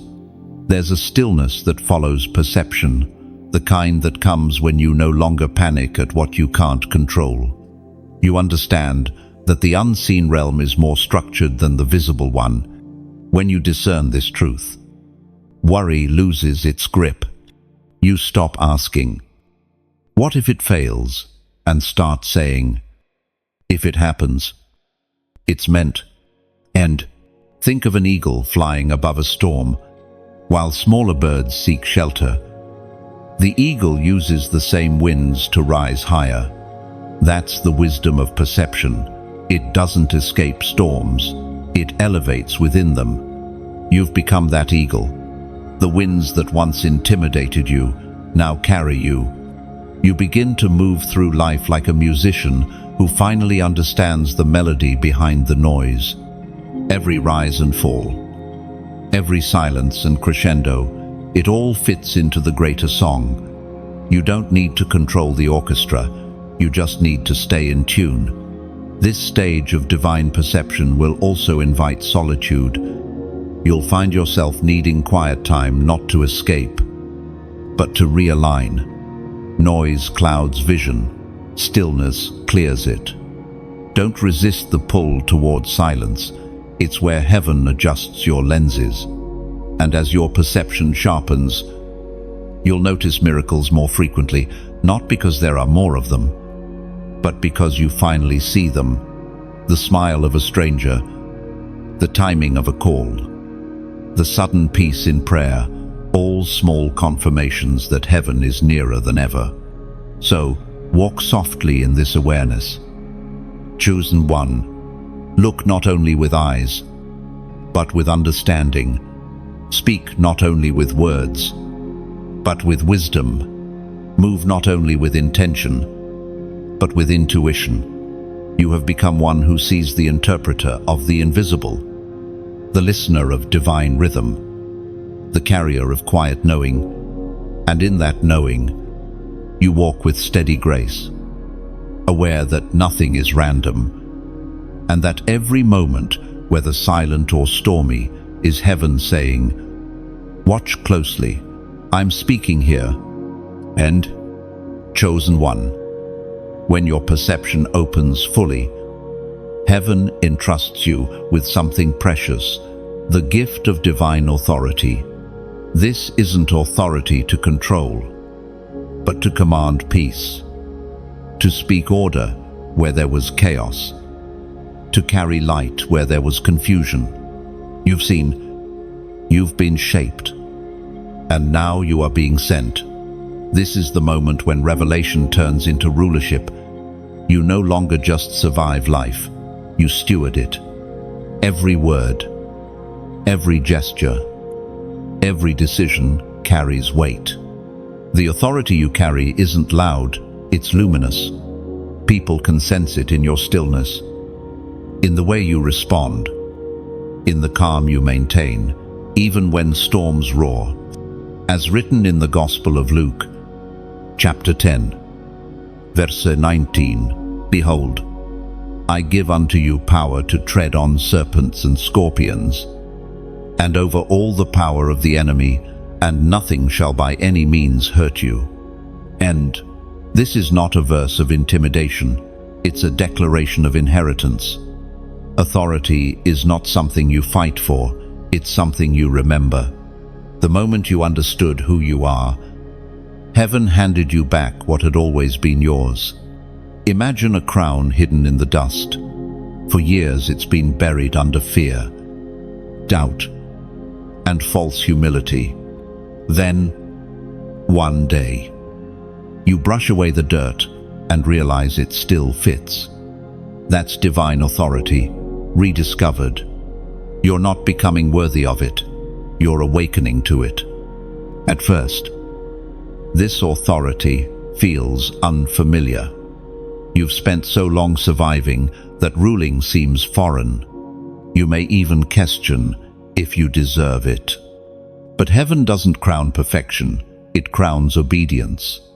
Authority isn't about flawless performance, it's about faithful alignment. When you move with God's heart, you carry His hand. There was once a quiet leader who never sought attention. When crisis struck his people, he didn't raise his voice, he raised his presence. His peace steadied the frightened, his confidence calmed the restless. Later, they said, he ruled without ruling. That's what divine authority looks like: influence without imposition, strength without striving. As this anointing unfolds, your words will begin to carry unusual power, not because of eloquence, but because of essence. What you speak will start to manifest not out of magic, but out of alignment. Heaven responds to harmony. When your voice agrees with divine purpose, creation recognizes it. Authority also brings responsibility. Heaven will call you to speak life where others speak doubt. You'll be prompted to pray when others complain, to bless when others curse. You'll feel conviction in your tongue, the gentle awareness that words create worlds. You'll realize that every sentence you release is either seed or sword. This awareness refines your language. You begin to choose words like a gardener chooses soil carefully, purposefully, expecting growth. You stop saying, "I hope," and start saying, "It shall be." You no longer repeat fear, you rewrite it. That's what it means to rule through speech, to author reality through faith. Authority will also require humility. The greater your power, the softer your posture must become. Heaven trusts the meek because they know where strength comes from. You'll learn that kneeling before God is what makes you stand before giants. There was once a general who knelt before his soldiers before battle. When asked why, he said, "Because before I ask them to give everything, I must first surrender everything." That is the rhythm of divine leadership. Authority flows through surrender. You'll notice that people begin to come to you for guidance, not because you seek to lead, but because your peace invites direction. They'll ask questions, share burdens, and look to you for clarity. Don't rush to answer. Listen first. True authority doesn't impose, it interprets. You carry wisdom not as a weapon, but as a well. And while this influence grows, there will be moments of testing. The enemy always tries to counterfeit authority with control. You'll face situations tempting you to dominate, to prove, to be right. But divine power doesn't prove, it provides. You'll win battles not by force, but by faithfulness. In this stage, God will remind you that every victory you carry is for service, not status. The crown is not decoration, it's delegation. You're called to build, to lift, to restore. The mark of true rulership is not how high you rise, but how deeply you serve. Authority also transforms how you face opposition. What once frightened you now fuels you. You've learned that every resistance is proof of relevance.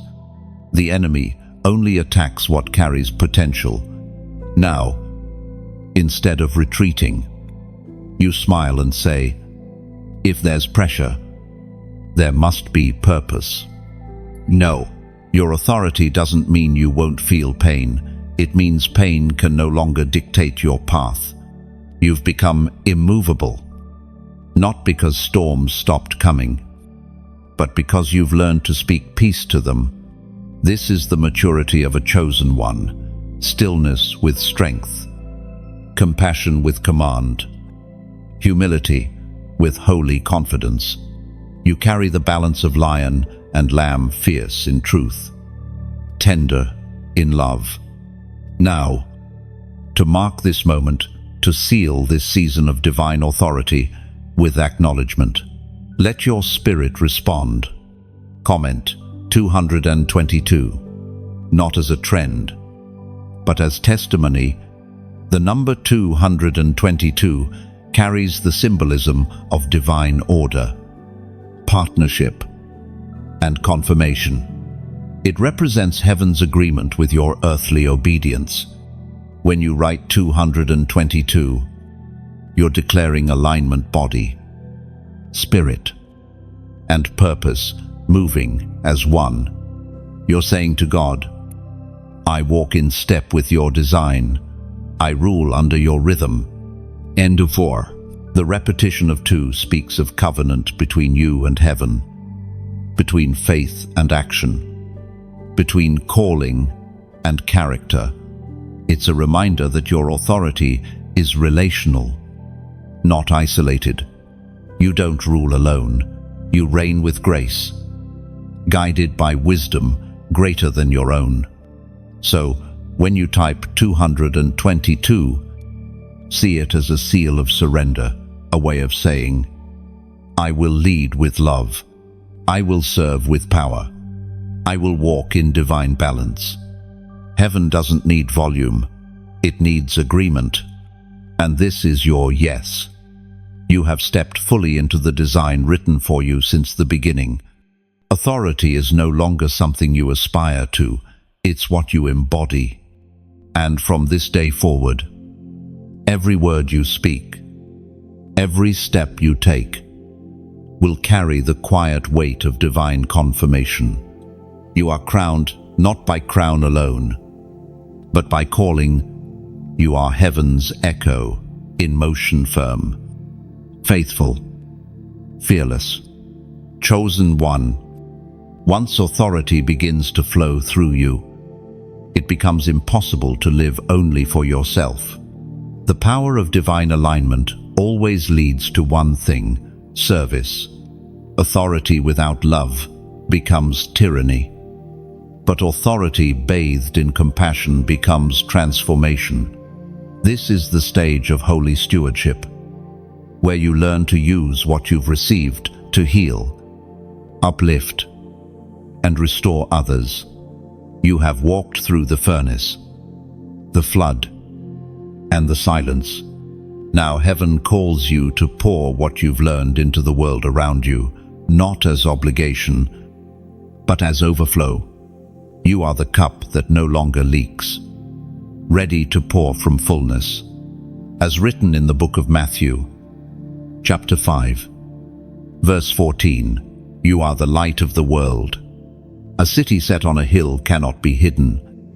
Lane, you were never meant to stay hidden. Everything you've overcome, every scar you've healed, every revelation you've received, it's all meant to shine. Not as spotlight, but as signal fire for those still lost in the dark. You are not the end of your journey. You are the beginning of someone else's awakening.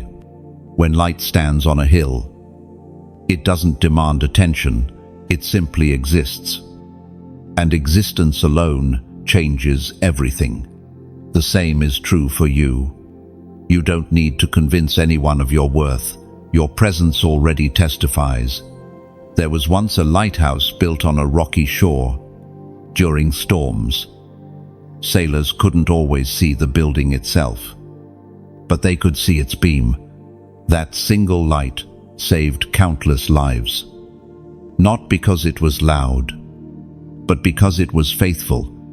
That's your calling now, to shine consistently, to githe quietly, to stay steady even when waves crash around you. In this stage, you will begin to sense heaven's invitation to share, to reach out, to connect, to spread what you've found. When you like or share this message, it's not about promotion, it's participation. Each click, each share is like lighting another lantern along a path so others can see their way home. Somewhere, someone scrolling through despair may find this light because you passed it on. When you subscribe, you're not joining a crowd, you're joining a current. It's like stepping into a river of truth and encouragement that continues to flow through hearts all around the world. Every time you connect, you add to the current, helping the river of grace reach farther. And then there's giving, the most sacred act of partnership between heaven and earth. If you ever feel led to donate, think of it not as a transaction, but as planting a seed in fertile soil. The seed doesn't question what will happen after it's buried. It trusts that it will become something more. Every gift given in faith works the same way. It multiplies in meaning, often in places you'll never see, but heaven records forever. Your generosity, whether a word, a share, a prayer, or a donation, becomes like rain, watering the roots of unseen trees. Someday, someone else will find shade under what your faith made possible. That's how light sustains itself, not through force, but through flow. You are not pressured to give. Light doesn't demand fuel, it invites it. If your heart feels stirred, give freely, joyfully. If not, remain in the peace of your presence. Just being here, receiving, and reflecting already keeps the flame alive. There was once an artist who painted with light. Instead of pigment, he used mirrors and glass to bend sunlight into colors. When asked why, he said, "The light doesn't belong to me. I only help it find new angles." That's what you're doing now, through sharing, supporting, or simply being open. You're helping heaven's light find new angles, new faces, new hearts. Your presence in this space is not small. Every time you show up, listen, and breathe through these words, you strengthen the bond of the community. Heaven is building here a gathering not of fans, but of flames. Each of us a candle, each of us necessary. And remember this truth: the brightest lights often come from the quietest rooms. You don't need a stage to make impact. You only need sincerity. Whether your light reaches 10 people or 10,000, it fulfills the same purpose: to illuminate. So, as you read these words, imagine this: every act of kindness, every prayer whispered, every gesture of generosity becomes a ripple of light traveling outward. You are the keeper of a sacred fire that doesn't burn out. It passes on. When you like, share, or donate, you are not giving to a person, you are giving to the mission of light itself. It's like adding one more log to a steady fire. It doesn't demand, it invites warmth. And someone, somewhere, will feel that heat and know they are not alone. But even beyond that, your simple attention is already enough. Your stillness feeds the flow. Your faith fuels the journey. The fact that you're here, receiving this message with an open heart, is itself a divine gift to this space. Chosen one, Never underestimate how far your light can travel. What you do in secret, heaven magnifies in silence. A small act here can turn into a miracle there. Your kindness today might become someone's answered prayer tomorrow. So keep shining. Keep showing up. Keep letting your life be the steady flame that doesn't flicker even when winds rise. Because this right here is how heaven multiplies its message, through willing hearts, through open hands, through light shared freely. And as long as you keep that flame alive, whether through a share, a seed, or a simple smile, the mission continues. Chosen one. The light that shines from you is not meant to stay still, it's meant to move. This is the season of divine motion, where everything that once held you back begins to release you, and what was waiting for you starts to open. You've healed. You've built. You've learned to carry peace. Now it's time to walk in momentum, not rushed, but radiant. Heaven doesn't push, it propels. You'll feel gentle nudges in this season, ideas that won't leave your mind, visions that wake you at night, opportunities that seem perfectly timed. These aren't coincidences, they are divine choreography. You are no longer wandering, you are being guided. The Word of God reminds us in the book of Joshua, chapter 1, verse 9, "Have I not commanded you? Be strong and courageous. Do not be afraid, do not be discouraged. For the Lord your God will be with you wherever you go." These words aren't simply comfort, they are commission. Heaven is saying, move with confidence. I am already in the place you are heading. You're not walking into uncertainty, you're walking into fulfillment. Think of a river that has just broken through the last barrier of winter. For months, it's been frozen, still, silent. But now, the thaw begins. Water rushes forward, joyful and free, carrying new life in its current. That's what's happening inside you. The ice of hesitation is melting. The current of calling is flowing. You're moving again, not because you're being forced, but because life itself is pulling you forward. For so long, you've been waiting for the right time, but heaven is whispering the right time is now.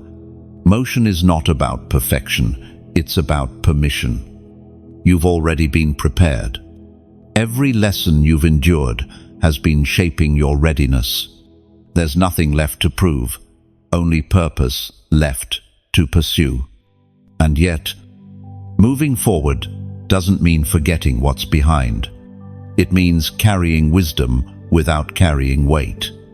You're no longer dragging yesterday's pain into tomorrow's promise. You can finally walk lighter. The past is not your prison, it's your passport.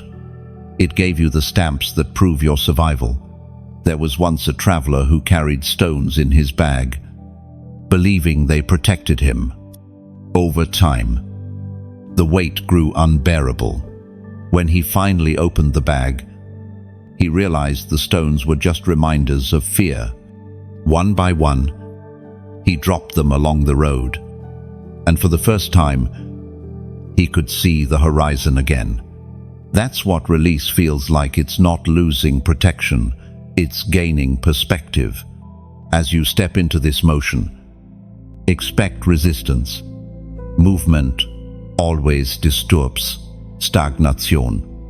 There will be voices, internal or external, telling you to stay comfortable, but you've outgrown comfort. You're being called to create, to speak, to build, to step. And with every step, you'll find strength meeting you where your feet land. There's a rhythm to divine movement, revelation, obedience, manifestation. You hear it, you act on it, and you see it. Heaven won't show you the whole map. It gives directions in moments. Each act of faith unlocks the next. Like stepping stones across a river, you don't see the full path until you start walking. Sometimes, motion looks like small things, writing that message, making that call, forgiving that person, starting that project. It doesn't always feel grand, but obedience never goes unnoticed. Every simple yes becomes a seed that heaven multiplies. And in this motion, remember to move with grace, not haste. The world glorifies speed, but heaven rewards steadiness. Your journey is not a race, it's a rhythm. Every step taken in peace covers more ground than miles walked in fear. There will be moments when motion feels uncertain, when you can't see the next step clearly. That's when you remember the same God who guided Abraham under stars, Moses through desert, Esther into courage, is guiding you now. You are walking a road heaven designed before you even took your first breath. And as you move, you'll notice miracles in motion. Doors that were closed begin to open quietly. People you needed to meet start appearing naturally. Solutions you couldn't find suddenly make sense. It's not luck, it's alignment. You're moving in sync with divine timing. You may even feel lonely at times. Don't mistake that for absence. Movement often requires solitude because speed requires focus. You're not being isolated, you're being positioned. When you reach your next destination, you'll understand why the silence was necessary. Now, to seal this season of motion, to declare that you are no longer frozen in fear or hesitation, let your voice agree with heaven's rhythm. Comment, forward, always, end. It's not just a phrase, it's a prophecy. When you write, forward, always, you are telling heaven, I will not retreat. I will not pause where purpose calls. You're declaring that the same God who started your story will sustain it until its completion. That phrase carries the weight of decision. It means you're done, waiting for permission from fear. You've accepted that movement itself is the miracle. Heaven doesn't require speed, only surrender. So when you type forward, always, imagine yourself stepping through an invisible gate, the threshold between waiting and walking. Every word you've read, every lesson you've carried, every tear you've shed has led to this moment. This is the step that activates destiny. And as you walk, may your feet remember what your faith already knows. The path doesn't appear before the brave, it appears beneath them. You are no longer standing still.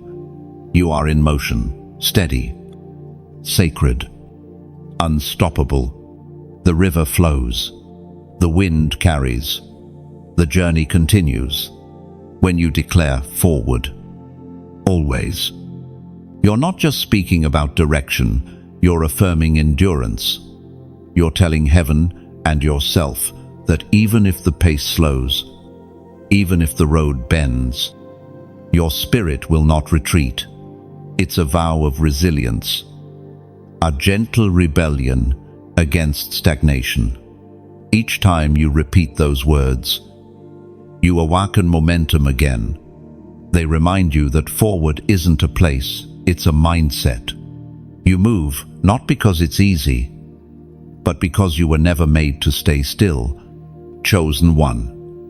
Movement brings you into alignment, and alignment brings you into flow. But flow, as beautiful as it is, carries another invitation to trust the process beyond your control. You are stepping into a realm where faith becomes your compass, and surrender becomes your strength. This is the stage of divine surrender. You've learned how to fight, how to endure, how to stand. But now, heaven is teaching you something greater, how to release. This isn't weakness, it's wisdom. True power is not proven by how tightly you can hold on, but by how freely you can let go, as written in the book of Psalms, chapter 46, verse 10, "Be still, and know that I am God." Stillness is not inactivity, it's inner alignment. It's the place where striving ends and knowing begins. It's the space where you stop forcing outcomes and start trusting orchestration. Divine surrender isn't giving up, it's handing over. It's saying, I no longer need to control what's already been designed. And this kind of trust requires courage, perhaps even more than battle does, because to fight is human, but to release is divine. To say, I trust you even here, while the outcome still hangs in mystery, that's the kind of faith that moves heaven itself. Think of a seed buried in the ground. It disappears, unseen, silent. Yet, beneath the soil, life explodes in slow motion. Roots stretch downward before stems reach upward. The seed doesn't panic in darkness, it trusts the process. You, too, are that seed. The soil of surrender doesn't bury you, it births you. In this season, you may feel things slipping from your grasp, plans changing, people leaving, paths rerouting. Don't fight the shifting. What's falling away is making room for what fits. God will never take without the intention to replace with better. Sometimes you lose things because your hands need to be empty to receive what's next. There was once a sculptor who was asked how he created such lifelike statues. He said, I simply chip away everything that isn't the figure. That's what surrender does. It removes what doesn't belong to your destiny. You're not losing yourself, you're being revealed. This process can be quiet and uncomfortable. You'll want to act, to fix, to accelerate. But heaven may say, wait. And that wait isn't punishment, it's preparation. Delay is often divine protection, holding you back until conditions align. The blessing you're waiting for is also waiting for you to be ready. Surrender doesn't mean stop dreaming. It means stop demanding. You learn to set intentions without clinging to outcomes. You begin to trust that if something is truly yours, no force can steal it. And if it's not, no effort can keep it. This truth frees you from exhaustion. You stop wrestling with timelines and start resting in trust, even in relationships. Surrender transforms how you love. You stop trying to make people stay. You bless them as they go. You realize that some connections are for a chapter, not a lifetime. The lesson they brought was the reason they came. Letting go with grace becomes your new form of gratitude. There was once a bird that built its nest on a cliff. A storm came and swept it away. At first, the bird mourned, but later, it found a tree in the valley stronger, safer, more fruitful. I thought I lost my home, it said, but I found my freedom. That's what surrender does. It relocates you from survival to serenity. The deeper you walk in this surrender, the more peace begins to take root. You no longer rush to answer every question or fix every uncertainty. You begin to understand that peace isn't found in control. It's found in confidence that all things are being worked together for good, even when you can't see how. And in that peace, you'll feel lighter. The need to prove, to push, to perform, all of it begins to fade. You're finally learning that the divine doesn't need your perfection. It only desires your participation. Heaven doesn't rush. It orchestrates. Surrender also brings stillness to the inner storm. The voice of anxiety begins to quiet because it no longer has an audience. You stop arguing with what should be and start embracing what is. Acceptance becomes the bridge between pain and peace. But make no mistake, this stillness is not stagnation. It's sacred preparation. Even when it looks like nothing is happening, everything is. Beneath the surface, roots are strengthening. Directions are aligning. Answers are forming. Heaven's silence is never absence. It's the sound of strategy. There was once a musician who played a single note and let it fade. When asked why he paused so long, he smiled and said, "Because even silence is part of the song." That's what surrender teaches you. Stop rushing to fill every gap and start trusting that the pauses are purposeful. When you finally surrender fully, something extraordinary happens. You begin to see God's fingerprints in everything. The timing that once frustrated you now fascinates you. You realize that even detours were direct routes in disguise. Nothing was wasted, not the waiting, not the wandering, not the wondering. Divine surrender is the birthplace of divine surprise. When you let go, you give heaven room to exceed your imagination. What you release in faith, God returns in abundance. So rest here, chosen one. Loosen your grip. Let peace be the pulse of your spirit. The one who began the work in you is faithful to finish it. You don't have to know how the story unfolds. You just have to stay in the story. Everything you've prayed for is already in motion. Your only task now is to remain still enough to receive it. Chosen one. After surrender comes serenity. When you finally stop wrestling with what should be and rest in what is, a new kind of peace begins to dwell within you, deeper, steadier, untouchable. This is divine serenity, the calm that no storm can disturb. It is not the reward for giving up. It is the revelation that you were never alone, even in the chaos. At this stage, you don't just know peace, you become peace. You no longer chase it through circumstances, you carry it within you like breath. You've walked through enough fire to know that peace isn't the absence of conflict, it's the mastery of response.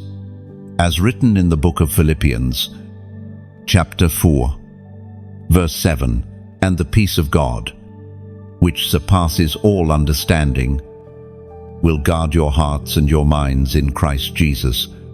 Mones. That phrase, surpasses all understanding, means peace that doesn't make sense to logic.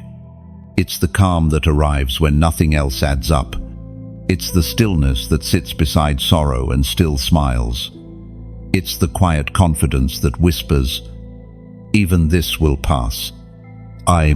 Serenity doesn't erase pain, it redeems it. It teaches you to see beauty in imperfection, purpose in pauses, and grace in grief. You stop asking, "Why me?" and start saying, "Thank you for trusting me with this." Every trial becomes a teacher. Every delay becomes a doorway. There was once a craftsman who built wind chimes out of broken glass. When asked why he didn't use perfect pieces, he said, "Because the cracked ones sing better." That's what divine serenity sounds like. Brokenness turned into beauty. Imperfection turned into melody. You've reached a point now where you no longer need to defend your peace. You simply protect it. You recognize what disturbs your spirit and withdraw gently, not in judgment, but in wisdom. Serenity gives you the courage to walk away quietly from noise that once demanded your attention, It's not that you've stopped caring, it's that you've learned where your care counts most. You spend energy where it bears fruit, not where it bleeds dry. You've learned to discern between what deserves your response and what only seeks your reaction.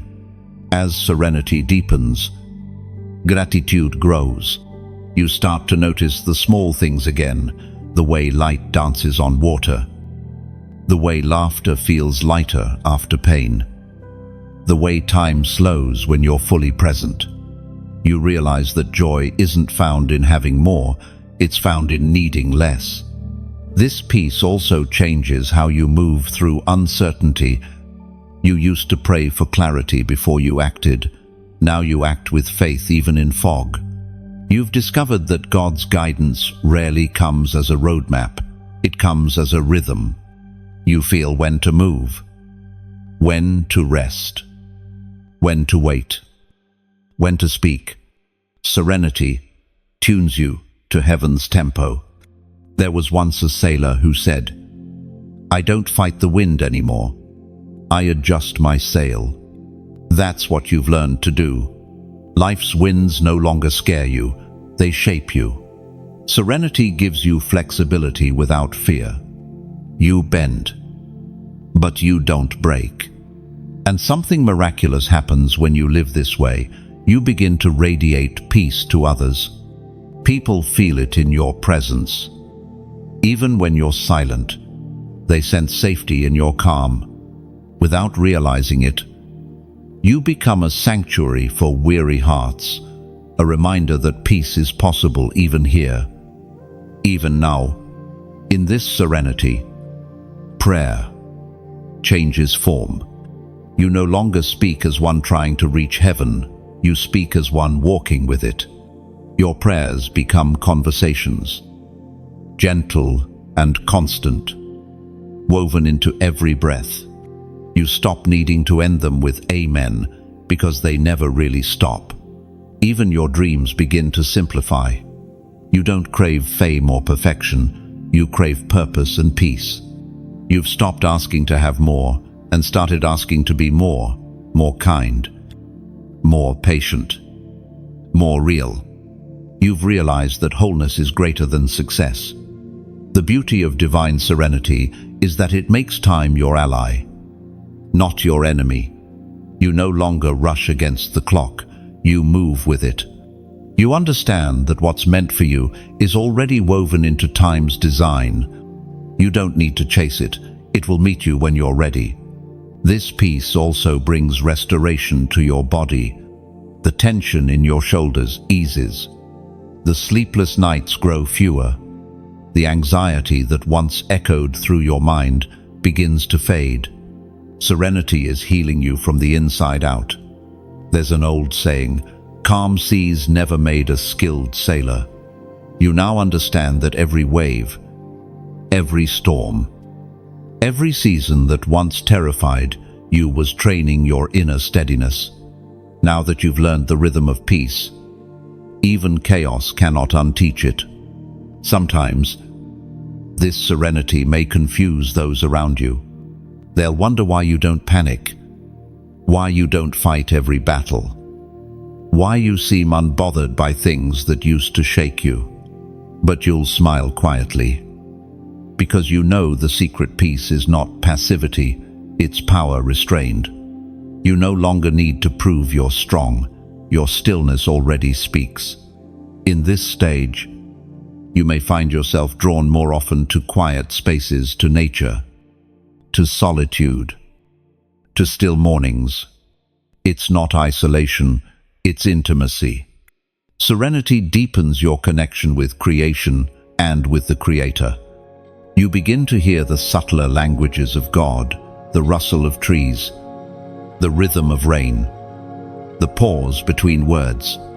You are no longer searching for signs, you've become one. Your peace is now your testimony, your living proof that storms can't steal what heaven secures. So rest, chosen one. Breathe deeply and know that you've entered the sacred stillness where striving ends. The same God who led you through fire now leads you beside still waters. You have nothing to chase, nothing to prove, nothing to fear. You are home within yourself, within grace, within peace that cannot be taken, only shared.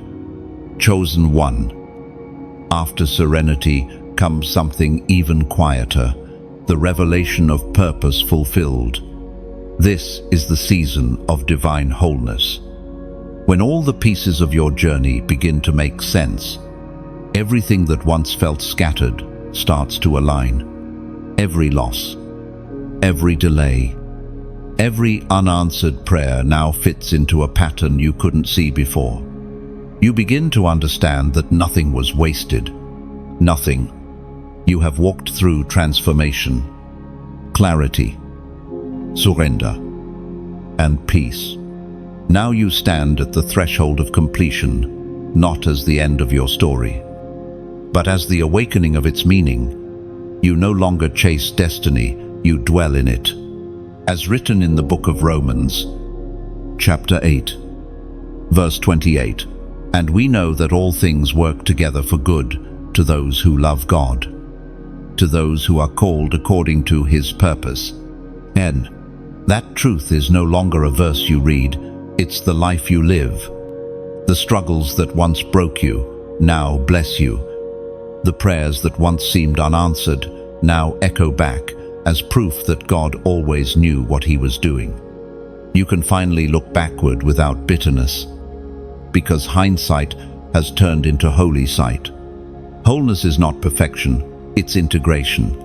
It's when the light and the dark, the joy and the pain, the victories and the tears all take their rightful place within you. You stop trying to erase your past and start embracing it as a part of the design. The brokenness didn't ruin you, it refined you. The waiting didn't delay you, it developed you. There was once a mosaic artist who collected shattered tiles from ruins. People asked why she didn't use new ones. She smiled and said, "Because only the broken pieces reflect the light in different directions." That's what divine wholeness is. It's learning to reflect heaven more vividly because of where you've been cracked. Now you begin to see the thread of grace running through everything. You see how each disappointment built endurance, how each silence built faith, how each detour taught trust. You realize that the timing of God is not random, it's relational. Every season was preparing you for the next. In this wholeness, you stop living in reaction and start living in rhythm. Life no longer feels like chaos to survive. It feels like a song to dance to. You trust the tempo. Even when it slows, you follow the melody. Even when you can't predict the chorus.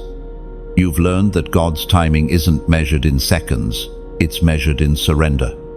Wholeness also brings reconciliation. You begin to forgive deeply, not because people deserve it, but because peace does. You release debts that were never meant to be repaid. You stop waiting for apologies that may never come.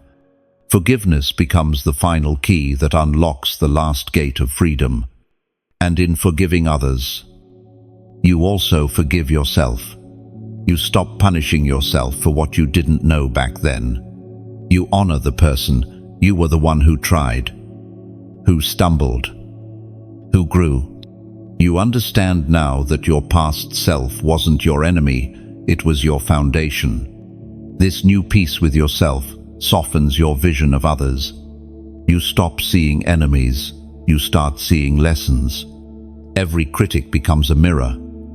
Every rejection, a redirection. Every loss, a hidden investment. You no longer fear what's next, because you know whatever it is, it's for good. Wholeness changes the way you handle success too. You don't chase it for validation anymore. You let it find you naturally. As fruit finds the branch, you realize that the real success is not in what you accumulate, but in what you cultivate: love, wisdom, faith, consistency. You've stopped asking, "What's next?" and started saying, "What's now?" because you understand that purpose is not a destination, it's a daily decision. Every moment is a chance to reflect divine order, to embody divine love, to live divine truth. There was once a gardener who said, "The harvest doesn't make the soil holy, the waiting does." You know this now. The holiness wasn't in the moment you arrived, it was in every step that brought you here. In wholeness, gratitude becomes your natural language. You wake up thankful not for things, but for awareness. You thank God for the lessons that no one else saw, for the peace that didn't come quickly, for the growth that hurt but healed. Gratitude turns your days into prayer and your nights into rest. Even your understanding of time shifts. You stop racing. You stop comparing. You live fully in the present, knowing that what's meant to be will always find its way. Yesterday was for learning. Tomorrow is for trusting. Today is for living. Wholeness doesn't make life easier. It makes it sacred. You start seeing God in ordinary things, the laughter of children, the smell of rain, the quiet of early morning. You realize heaven isn't somewhere far away, it's here, breathing through every moment of awareness. You may still face storms, but they no longer define you. You'll cry sometimes, but even your tears feel holy, like rain watering the ground of your soul. Wholeness doesn't mean you never break again. It means you know how to rebuild every time you do. And as you stand in this peace, you begin to sense that everything you've gone through was leading you toward this one truth. You were never waiting for life to begin, it already had. The journey wasn't about finding yourself. It was about remembering that you were never lost. Now, the striving ends. The chasing ends. The pretending ends. What remains is essence, your pure, unfiltered self, resting fully in divine design. You've become both the student and the lesson, the seeker and the found, the prayer and the answer. You have returned to where it all began, not back at the start, but forward into fullness. You are whole, and that, chosen one, is the quiet victory that eternity celebrates. Chosen one. The path has brought you here not to an ending, but to an unveiling. This is the season of divine completion. The circle closes, not because the story stops, but because it becomes whole. You have walked the valley and the mountain, the night and the dawn. What began as confusion has become clarity, and what once broke you has now built you. You stand where pain once stood and realize that everything has been redeemed. Completion in heaven's language isn't about arrival, it's about awareness. It's not that the journey ends, it's that you finally understand it. The same places where you cried now feel sacred. The same silence that once scared you now feels like safety. You are no longer walking for proof, you are walking in peace. As revealed in the book of Revelation, chapter 21, verse 6, "And he said unto me, It is done. I am Alpha and Omega, the beginning and the end. To the thirsty I will give from the spring of the water of life without cost." End of. Those words echo softly now, not as prophecy, but as presence. It is done, not because everything looks perfect, but because everything now carries purpose. Every scar, every step, every season has been woven into the tapestry of divine timing. You can finally look back without the ache of regret, only the awe of recognition. completion feels different than you imagined. It's not triumphant noise, it's quiet, knowing. It's not the fireworks of arrival, but the gentle hum of fulfillment. You realize that true victory never shouts, it breathes. It doesn't demand celebration because peace itself becomes the crown. There was once a craftsman who built an enormous clock. For months he adjusted its gears, polished its face, tuned every tick. When it finally ran perfectly, he didn't cheer. He simply smiled and whispered, "Now it speaks on its own." That's what completion feels like when your spirit finally runs in rhythm with heaven without resistance. In this place, you begin to see the perfection of divine design. The detours were direction. The wounds were windows. The waiting was weaving. Everything fits now. What once felt wasted has become wisdom. And what once hurt the most now holds the most light. Completion also carries restoration. You start to notice that what you thought was lost begins to return, sometimes in new forms, sometimes in new timing. The relationships meant to stay find their way back in healthier ways. Opportunities that once passed come around again when you're ready. Heaven never wastes what's meant. It simply waits until you're prepared to receive it differently. And yet, the beauty of this season is not just what returns, but what remains. You are standing now as living proof that faith works, that endurance matters, that surrender saves. You are no longer praying to survive, you are living to serve. Your very being becomes a quiet ministry. Your peace, a sermon. Your presence, a sanctuary. Completion doesn't make life perfect, it makes it purposeful. You understand that even new storms will come, but they no longer intimidate you. You've already learned how to find stillness within them. The lessons that once took months to process now unfold in moments. You've become fluent in divine language. There's a stillness in your steps now, not from weariness, but from wisdom. You move slower, not because of fear, but because of fullness. You no longer chase, meaning you carry it. Every breath feels sacred, every encounter intentional. You've discovered that eternity doesn't begin after death, it begins after awakening. There was once a weaver who made tapestries in silence. When asked how he knew when one was finished, he said, "When it speaks without my voice." That's where you are now. Your life speaks without explanation. The evidence of grace is visible in the way you treat others, in the patience you offer, in the peace you protect. Completion also softens your heart.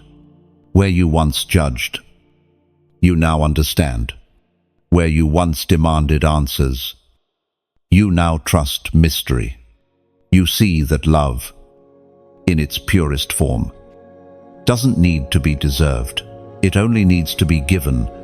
The perfection of the divine plan is not in control, but in compassion. You begin to live each day as both prayer and praise. You no longer separate the sacred from the ordinary. Washing dishes, walking outside, listening to someone speak, all become acts of worship.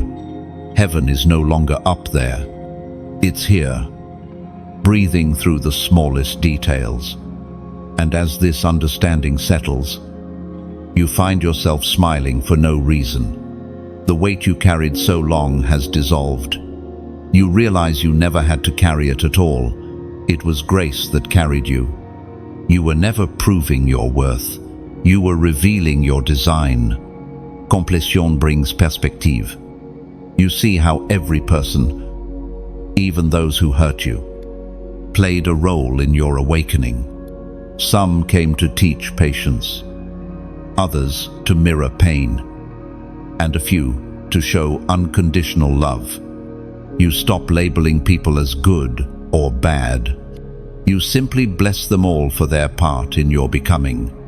There's peace in knowing that nothing needs to be fixed anymore. Everything is exactly where it should be. The desire to control fades because you finally see that the divine plan was never out of control. It was only beyond your understanding. Completion doesn't silence your hunger for growth. It refines it. You no longer strive for more. You simply expand in gratitude. You grow not from lack, but from overflow. Each day feels like a continuation of grace rather than a chase for meaning. You are now a vessel that flows, not fights. The same wind that once threw you off balance now carries you. The same waves that once threatened you now reflect your strength. Chosen one. This is what divine completion feels like. Peace without proof. Joy without reason. Love without condition. You have become the message you once sought. The story that once broke you is now your ministry. And as you breathe in this sacred calm, you understand that nothing ends in God, everything transforms. The circle is closed, but the light keeps expanding. You are whole, you are home, and you are His. Chosen one. Take a deep breath. Let everything you've just walked through settle into the soil of your spirit. This isn't the end, it's the echo of completion. You've listened, reflected, healed, risen. You've allowed truth to shape you, fire to refine you, and peace to ground you. Now, the story doesn't conclude. It continues through you. Everything you've received in these words, every reminder, every revelation, every whisper of strength isn't meant to stay contained. It's meant to travel. Light multiplies only when it moves. When you like or share this message, you're not promoting a post, you're passing a torch. Somewhere, someone is standing at the same cliff you once stood on, wondering if they can make it. Your simple act of sharing might be the spark that reminds them they can. When you subscribe, you're not just joining a channel, you're joining a movement of hearts that refuse to dim. It's a quiet covenant between souls who believe that light should keep flowing, that truth should keep breathing. Subscribing doesn't make you a follower, it makes you a flame keeper, part of a circle that refuses to let hope go silent. And then there's generosity, the most sacred expression of gratitude. If you ever feel led to donate, see it not as giving away, but as pouring forward. Think of it like adding oil to a lantern. The flame doesn't ask for it, but when it receives, it burns longer and brighter for others to see. Every gift, large or small, becomes a quiet echo of faith, a ripple of kindness that travels far beyond what you'll ever witness. Donating is not obligation, it's overflow. It's your way of saying, I believe this light should reach more souls. And if today your gift is not in coin but in prayer, comment, or presence, know that it still counts. Heaven measures intention, not amount. And if you feel something stirring as you read this, let your heart speak back. Leave a comment below, write something simple, something real, like, I carry the light, because every word you write becomes another flame flickering in this growing constellation of faith. Comments here aren't just engagement, they're echoes. Each one reminds heaven that the message reached the heart it was meant for. You've walked through 30 seasons of revelation, and yet this moment is where it all connects. You are not just a listener, you are the continuation of the message. The light doesn't end at the screen, it begins where your next breath starts. Like share, subscribe, support if you feel led, comment if the light within you wants to respond. Every small act keeps this circle alive. You are the living proof that divine words can still find a home in human hearts. As this journey closes, let it not be goodbye, but go on. Carry what you've learned into every space you enter. Let peace be your presence, love be your language, and faith be your fragrance.